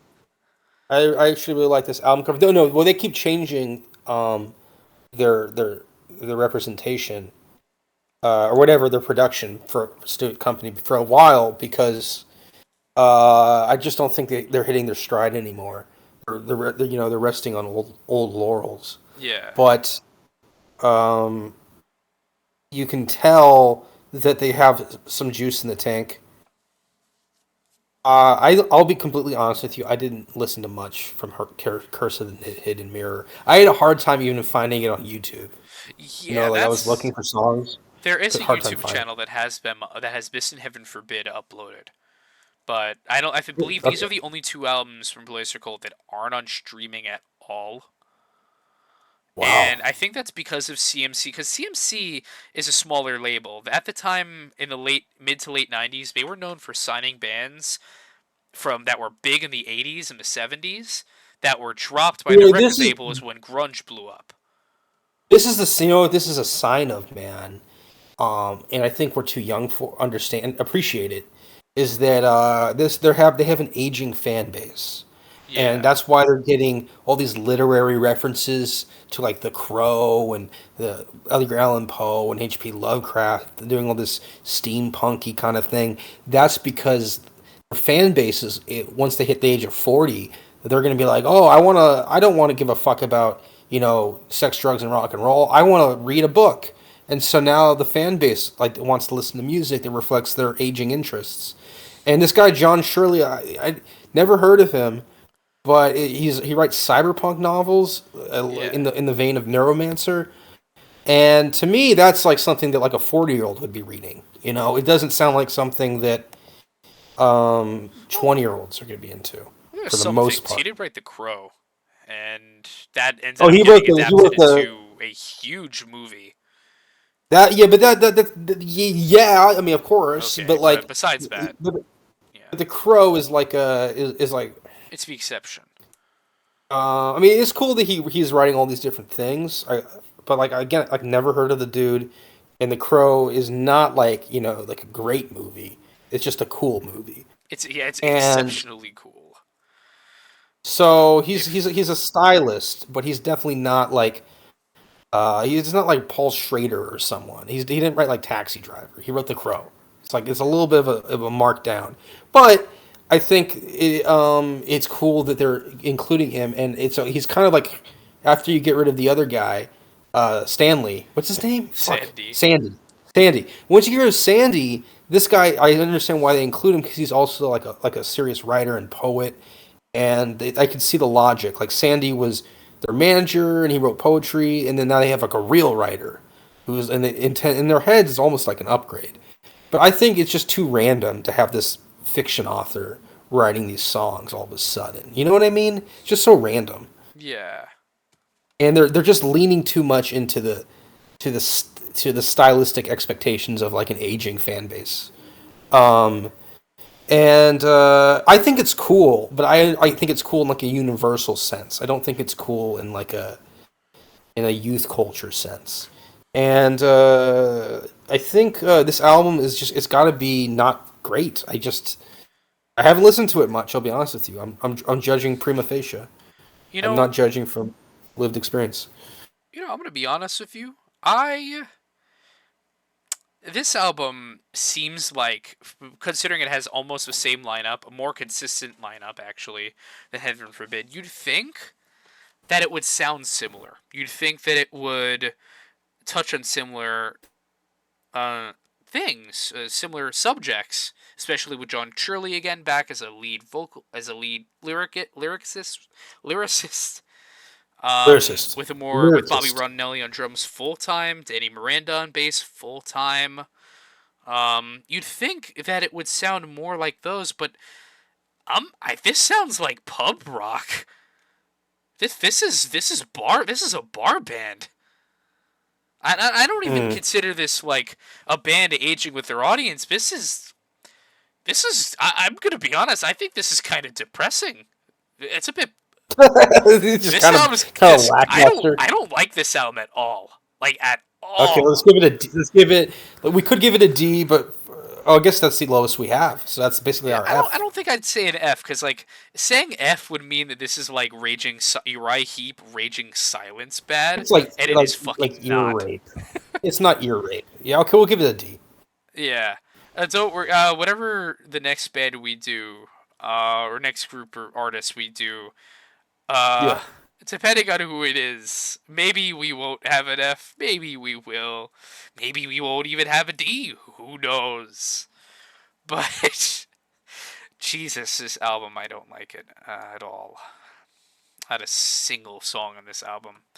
In fact, I think it could probably double as a really good alternative to NyQuil. And yeah, I don't like this album. It's Right. Yeah. very sleepy, and Well, clearly other people thought so too. let's No one cast it knew it in happened. let's cast it into the mold of D. How about and forget Yeah, about it. I don't think it needs to be anywhere else. This is Sub Mirrors. It's not the re-listening type of music. Yeah, Okay. and now we got the Symbol Remains, which I just accidentally put an S by accident. That's Okay, funny. this album actually, I mean, you kind of want to like it because it's the first album they put out in basically 20 years. I mean, it's 19, but really about 20, 18, whatever, 18, 19, 20, round up. Um, and I guess there's a lyric in the song Shadow of California where they use that phrase, the symbol remains. Yeah, One thing that is kind of neat is that Richie Castellano, who I did see at the live performance in Portland, he becomes their guitarist on this album. yeah, And they're sort of their lead guitarist to back up Buck Dharma and or trade and Eric. solos with. And he's cool. I mean, it's a little awkward that they have this young guy there and they're all really old. But Yeah, I think it is a little off, but I think it is kind of cool at the same time to an extent. Danny Miranda is still on bass, and Jules Rad Radino. I don't know how to pronounce his name, but he's a drummer on the album. And this is like generally like this is a bit of a mix of a lineup, but it is. Oh, apparently Albert Bouchard appeared on this album too. I guess. Using backing vocals and cowbell on one of the songs. Sure, I'm sure they're familiar with cowbell. yeah, Uh, I mean, whew, I don't know what to say. It's starting to feel like uh weird that they don't have the Bouchards there. It's starting to feel a little bit like they're pretending like they had died or something. Like in the Uriah Heep case, the band members actually died. yeah. But in this, No but in offense. this I don't know why I one, laughed at that. but this one they just sort of pretending like they died, and then of course Alan Lanier did die. Yeah, But beyond very that, unfortunate. that one is rather starkly depressing. But the other two, they just kicked them out. It seems to me. So this one's a little bit of like a, they're an older band now, but they're not really as down, on their last rope as the saying goes, as like, Black Sabbath or, well, Black Sabbath is okay, I guess, but I mean, who am I Well, talking Black about? Sabbath doesn't exist anymore. Who am I talking about? Who am I talking about? No, I guess Uriah Heep or Deep Purple or Zeppelin or something. Those ones. Yeah, that's Or where some band members have died. This one, or Pink Floyd. I guess they're really a lot of those bands, only one person has died. Uriah Heep is the one where like all of them have died. yeah. A lot So of people are dead from that, unfortunately, and I it's see. gonna be a very painful day when What's Big another Mom's. band where like so many of them have died? There's got to Um. be. Is Uh. there any band where they're just all dead? I Kind of? feel like I feel like Crocus is one of them, but I am absolutely the fuck not thinking about things scream Motorhead. Everyone's Crocus. Oh, everyone Motorhead, from yeah, Motorhead. all the entire original known lineup is dead. Phil Campbell and Wurzel too. Only Phil Campbell and Mickey D are left, Yeah, and weirdly and enough, Tommy Aldridge. Both Cream and the Hendrix Experience, um, 2 out of 3 are dead, which is like it doesn't sound like that big of a deal because it was a long time ago. Yeah, But if you consider how many bands have a lot of living members, it is a little weird that 2 out of 3 would be dead, and those are both the big power trios of the late '60s. So yeah, anyway, the Simple Remains. I can't speak to it. I would imagine that it's not their finest hour. so Uh, what do you say? I Maybe a C. I think it's okay. I Okay. don't really. I think a C is very fair for this album. I don't think I don't really like this album that much, but I do think that they are unfortunately going for the same thing as Curse of a Hidden Mirror. But Gosh. thankfully, I think what sets this album apart is the production in the way that it's if they are going for a little bit more of like a rootsy sort of sound like that album. But I think it works a little bit better on this album. There's That Was Me, the opening track it's a very confident sort of sounding track. It does sort of scream "Return" all over it. I will say The Alchemist is that fucking I awesome. will say that it's really striking how more prolific Uriah Heep or Saxon are, or Sabbath even are, compared to Blue Oyster Cult, which to me is a band that I thought had a lot more going on, in terms of like maturity and consistency and all that. And the last 20 years, they've basically done jack shit, Yeah, it's all except live start stuff. touring. Except start touring. They do a lot of touring, Yeah. and but they just don't make new music. And to me, that's so strange. Now that I'm sitting with it, I'm like, it's just so strange. Like Uriah Heep, they have a ton of albums in the last 20 years that are kind of interesting, kind of cool. right? Like we were talking about them. They were kind of cool albums. They weren't brilliant, but they were like cool in the moment sometimes. Yeah, like But Club but Ninja had a lot of strong moments. Imaginos is fucking weird, but but that's all in it the '80s. had. It's all but that's all in the '80s. I'm talking about the last 20 years. Yeah, we Last had 20 Heaven years. Forbid was cool, and Uriah Heep is like half of his band is dying, dead or dying, and they're still pumping out some decent stuff.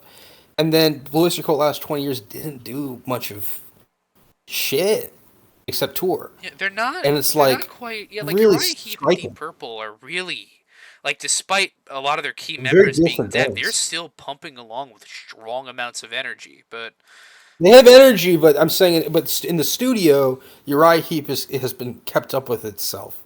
yeah, Uh, More so for like significantly more so. And Saxon, I mean, I can't remember how many albums did Saxon make in the last 10. Oh, you know what? I might be thinking of something. they've released. I think. Let me think. One, two, three. I can't remember I which think one did. five within the last 10 years. Almost 4 to 5. Oh, you know what? I think I was talking about Saxon when I said the. No, no, you're right. He made a bunch in the last 20 too, right? Like, Yeah, you're they right. made a It lot. didn't, didn't, Bernie yeah, yeah. Shaw, Well, who him with the Bernie Shaw was very prolific. so Saxon, Uriah Heep, and even Sabbath a little, but mostly Saxon, Uriah Heep. They made a lot in the last 20 years, and it's a shame more people don't listen to it.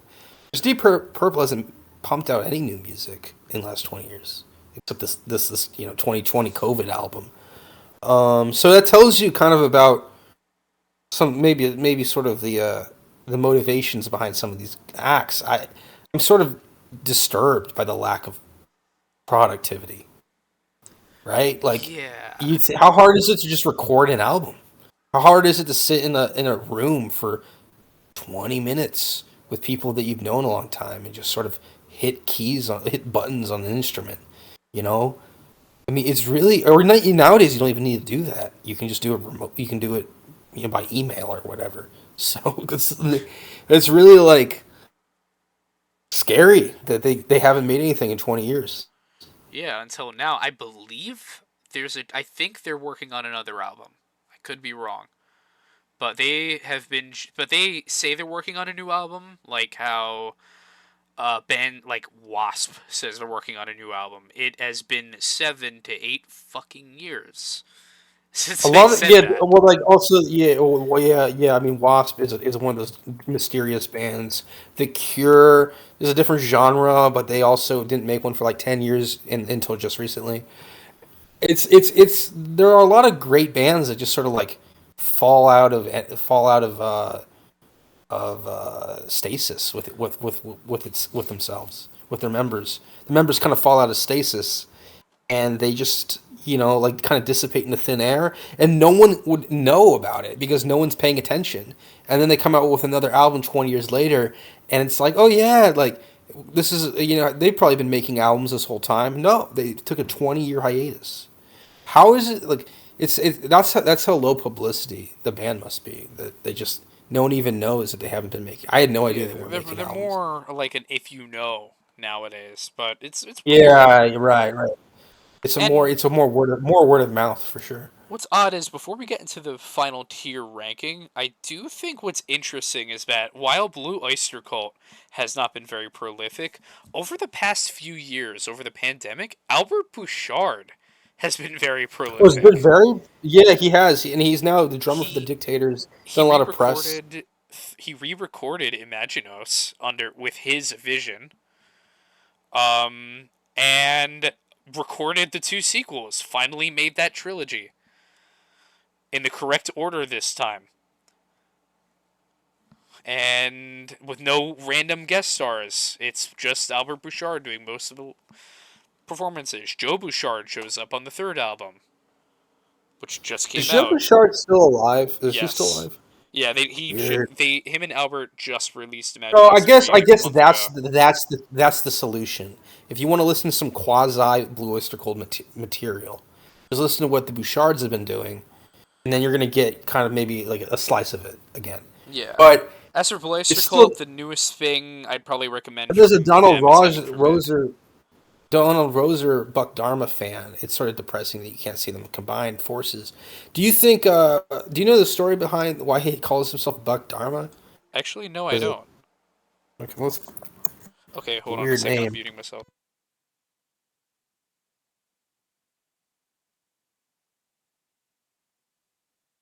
Okay, I have no idea what just happened. I just heard something go off in my room, and I have no idea what it is. But anyway, what were you saying? I'm trying to figure out why Buck Dharma is called Buck Dharma, and then before we close out, uh, more cowbell.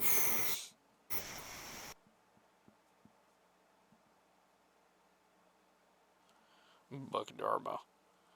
He had a website in 2002 with his wife where it was they made jokes about. Oh, they had like a web series based on their domestic life. Okay.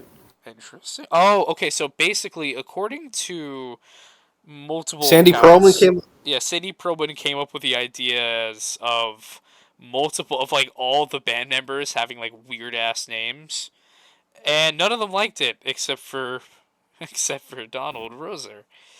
Because well, I'm sure. Well, yeah, you know why? Is that Donald Rozier is like a weird name for a guitarist. It's Like like it doesn't Donald sound Roser. Buck Dharma is catchy. It's so catchy you could put it on a solo album, which he did eventually around the time funny. Revolution came out. Flat out. Yeah, that's the album. Okay, weird. I gotta listen to Flat Out. Probably it's probably okay. It's Um, pretty. It's definitely a bit different from Blazer Cult, and definitely not the same mood. But he it's calls his guitar his cheeseburger. he fucking what? He has a Steinberger that he calls it, and he cut it to look like Swiss cheese, and he calls it his cheeseburger. This is a Normal. Stein. Dude, this guy is eccentric. I want to meet him now.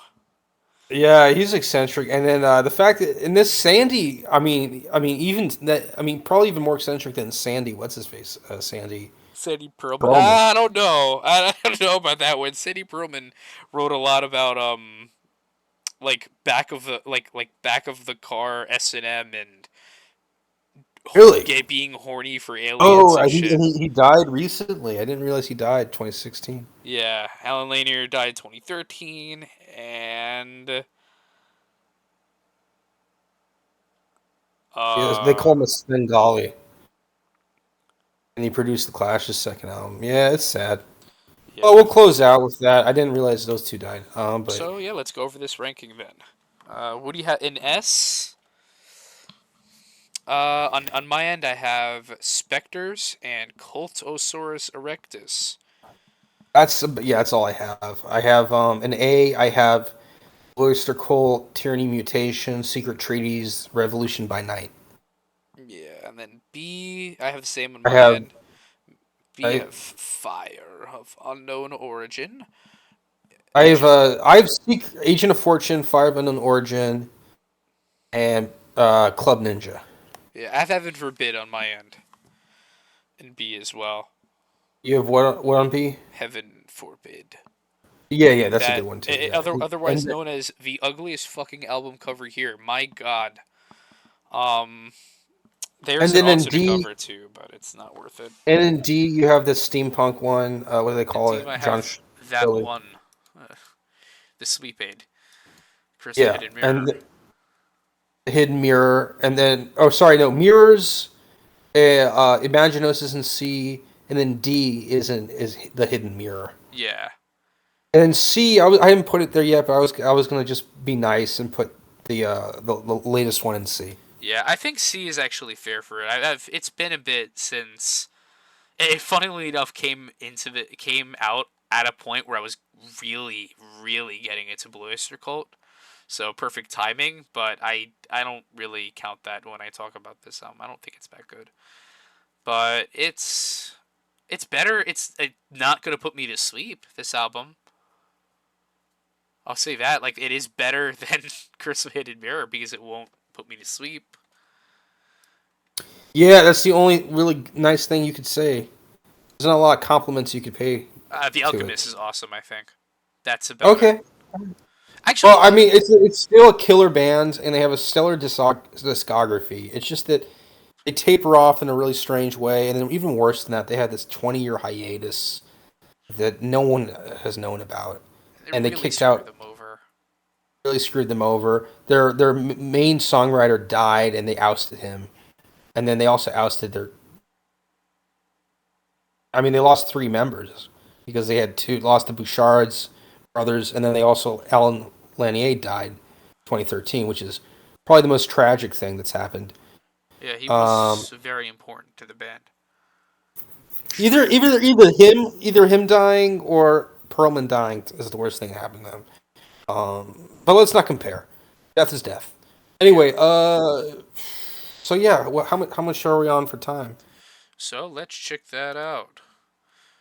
So it appears we are on for almost exactly 2 hours. We just passed it. Well, this is the only Long Island band I think we're ever gonna cover. Is there another Long Island band that's not BOC that you could consider? I mean, if you real, oh no, I was about to say technically Ronnie James Dio is from New Long York. Island? I'm not sure if it's Long Island or I know. I think it's Cortland. Cortland. Oh, okay. Um, That's yeah, downstate. Weird. Okay, I didn't know that. but Um, technically, yeah, I'm not really thinking of anyone else. I mean, I know a band name. I know a metal band named Riot, but I'm pretty sure. I think they're from the city. I'm pretty sure. What's the band yeah, name? but yeah, would you consider Brooklyn Long Island like if you had to? No. Because technically, no, okay. Because technically, I mean, technically speaking, it's on the island. Like geographically speaking, it is on the island. I mean, Queens is Topogra- too to an extent. Topographically, yeah. Well, Queens Yeah. is more so because Queens is more eastward. Yeah. Yeah. But I think Brooklyn is sort of like the crown jewel of Long Island. Yeah, like the All right, and then yeah, yeah. where is Or I guess you have the Hamptons. I don't know. I don't. Do you ever fuck with Long Island towns? Like, do you ever go out to like that one in like those random towns in Long Island that like have like for like a show or something? Like I know they have like events and stuff out in towns like Hempstead or whatever. And because I don't know anything about it, I didn't grow up, you know, on the East Um, Coast. yeah, I have family that lives in a lot of those areas. Um, recently I went Ooh, to a ooh, concert with I went to a there's an indie punk band that me and my friend Julia went to at in deeper Long Island. Um, bro. I have okay, that's good to know. You know, what always annoys me is they have the Brooklyn emo night at Amityville, because of the Amityville. They Amityville call it horror. Brooklyn Evil, They call it the Brooklyn Emo Brooklyn Night, emo night. and They it's call in it well, fucking Amityville. yeah, because it rotates around the area, and it's run by the same person. So when they host at different places, and it's always been called the Brooklyn emo night, but then they just throw it in Amityville for some reason, because they can't Sure. get in Brooklyn. They can't get to Brooklyn. And okay, I did find one key band from Long Island. Very key. Can you guess who it was? It's an early '70s band. Wait. Very. My phone's ringing. I should Oh, have. that's what that was. Yes.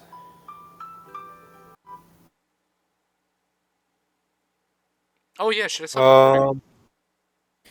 No, I mean, we're gonna announce the next Oh, that's tier right. ranking. I want as a trivia piece. I want you to guess another Long Island band, so that the fans who like Long Island bands Ooh, can know this. Long Island Repping bands. repping repping the boroughs. Long Island band, What? early '70s. You said? Early '70s, well known band. I mean, it's not like the most famous band, but you would know it instantly if I said it. Hmm. Not quite the same genre as Blue Oyster Cult in that regard, right? They're not. They're still. It's still hard rock, but it's not. They don't have the same tone or style. Their approach is way different. But they're still hard rock. Like they probably would have met each other at some point. Uh, And in fact, I know they have because like Howard Stern is a big fan of this band, and he's also, as we've established, done some work with Blue Oyster Cult. Vanilla Fudge? The- no, but I think they're that from is Long Island. but that one has they didn't really have like a they weren't 70s really, they were a Oh yeah, 60s they were band. definitely more 60s. You're right. And then they kind of had they disbanded fairly soon after their last 60s album, and then reformulated in like the 80s for the occasional tour. Yeah, with a Carmine Appice. Yeah, I guess it's it's Carmine Appice is Yeah, how Carmine Appice. Without him, he moved on to bands Blue about Murder, snakes. Yeah, Blue Murder, and King Cobra. King Cobra. Yeah, I don't really, I'm not really into that stuff. I like him in the Bogart Beck piece. That was kind of cool. I like, and especially the live stuff. I, Uh, you have to get I'm guessing, trying man. to think. You're giving me the radio silence. You got to give me a few more guesses. You'll figure it out. Just start popping Oh off names. shit. They have Uh, two gold albums. They have I can name the albums for you. yeah. Name the albums. Climbing, Nantucket Sleigh Ride, Flowers of Evil, Avalanche, and then it's those are the most recognizable. And then it's Go for Your Life, Go for your. Man's World, Wait, Mystic was one Fire, of them Nantucket Sleigh Ride? yeah, Masters of War. Fucking Mountain? Yeah, Mountains from Long Island. So that is the other similar Long Island band, Mountain. And Leslie West died recently too. Another recent collision with reality and mortality. Uh, so That's that could be something. But they don't have that many albums. They have like 8.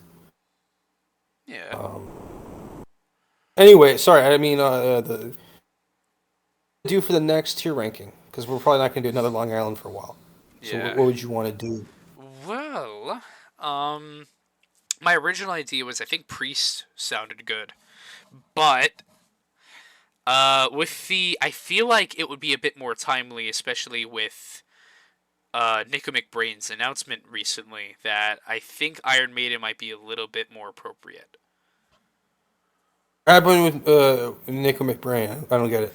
Died? Recently he released a video in which I correct me if I'm wrong. I believe he announced a disease diagnosis. Jeez. And because a lot of people were noticing that the tempo for a lot of the songs were slowed down. Nico McBrain was not really doing so great physically, She had a and stroke. very noticeable. Is he's paralyzed? Jeez. Uh, yeah, Partially paralyzed. he's been around for a very long time with that band. It was in Pat Travers' band. All right, we could do Iron Maiden. It's just because We I can do think Iron like Maiden. considering now it might seem like this lineup is probably gonna be.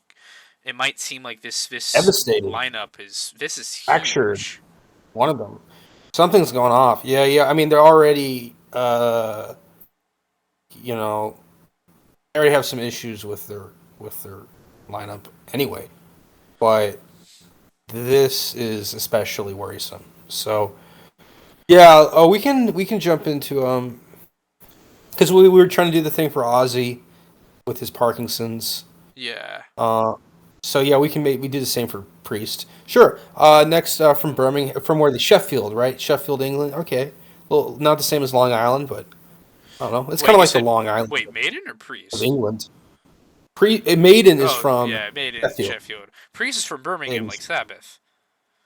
yeah, they are. Well, I kind of want. We'll do that after or something because I do want Yeah. to I just try think that. Maiden's a bit more of a priority now. I wouldn't have said that right away, just because like it's Iron It's fucking Maiden. appropriate. But Yeah, and apparently he lives in Boca Raton according to Wikipedia, and I lived in Boca Raton area, so I think he owns a barbecue restaurant in Florida. okay. Let me see about that because I might have to go there. Take you back down there. It's Rock called and Roll Yeah, Ribs. Rock and Roll Ribs. That's the one. Oh, Coral Springs, dude. I know. Oh, wow. I'm surprised I never went to that. I'm really surprised That's where they 'cause started. I've Uh, been there. I've been to Coral Springs. It's not really that. It's not really that high. Like a lot of these retirement communities in Florida don't have that much of a face. You kind of like go down there and you just see a bunch of strip malls and then you leave. yeah, it's just like But if short. But if this guy's legitimately doing rock and roll ribs, man, I gotta go back down there and just to see the rock and roll ribs. Anyway, so yeah, in honor of Nico McBrain's illustrious career, we will do Iron Maiden next. And without any further ado, let's wrap up Remembering Truth Audio Files podcast on Blue Oyster Cult. Long live BOC. long live BOC. BOC for Bach. Yeah, Short for Bach. BOC. Blue Oyster Cult is long for Bach. Yeah. Um,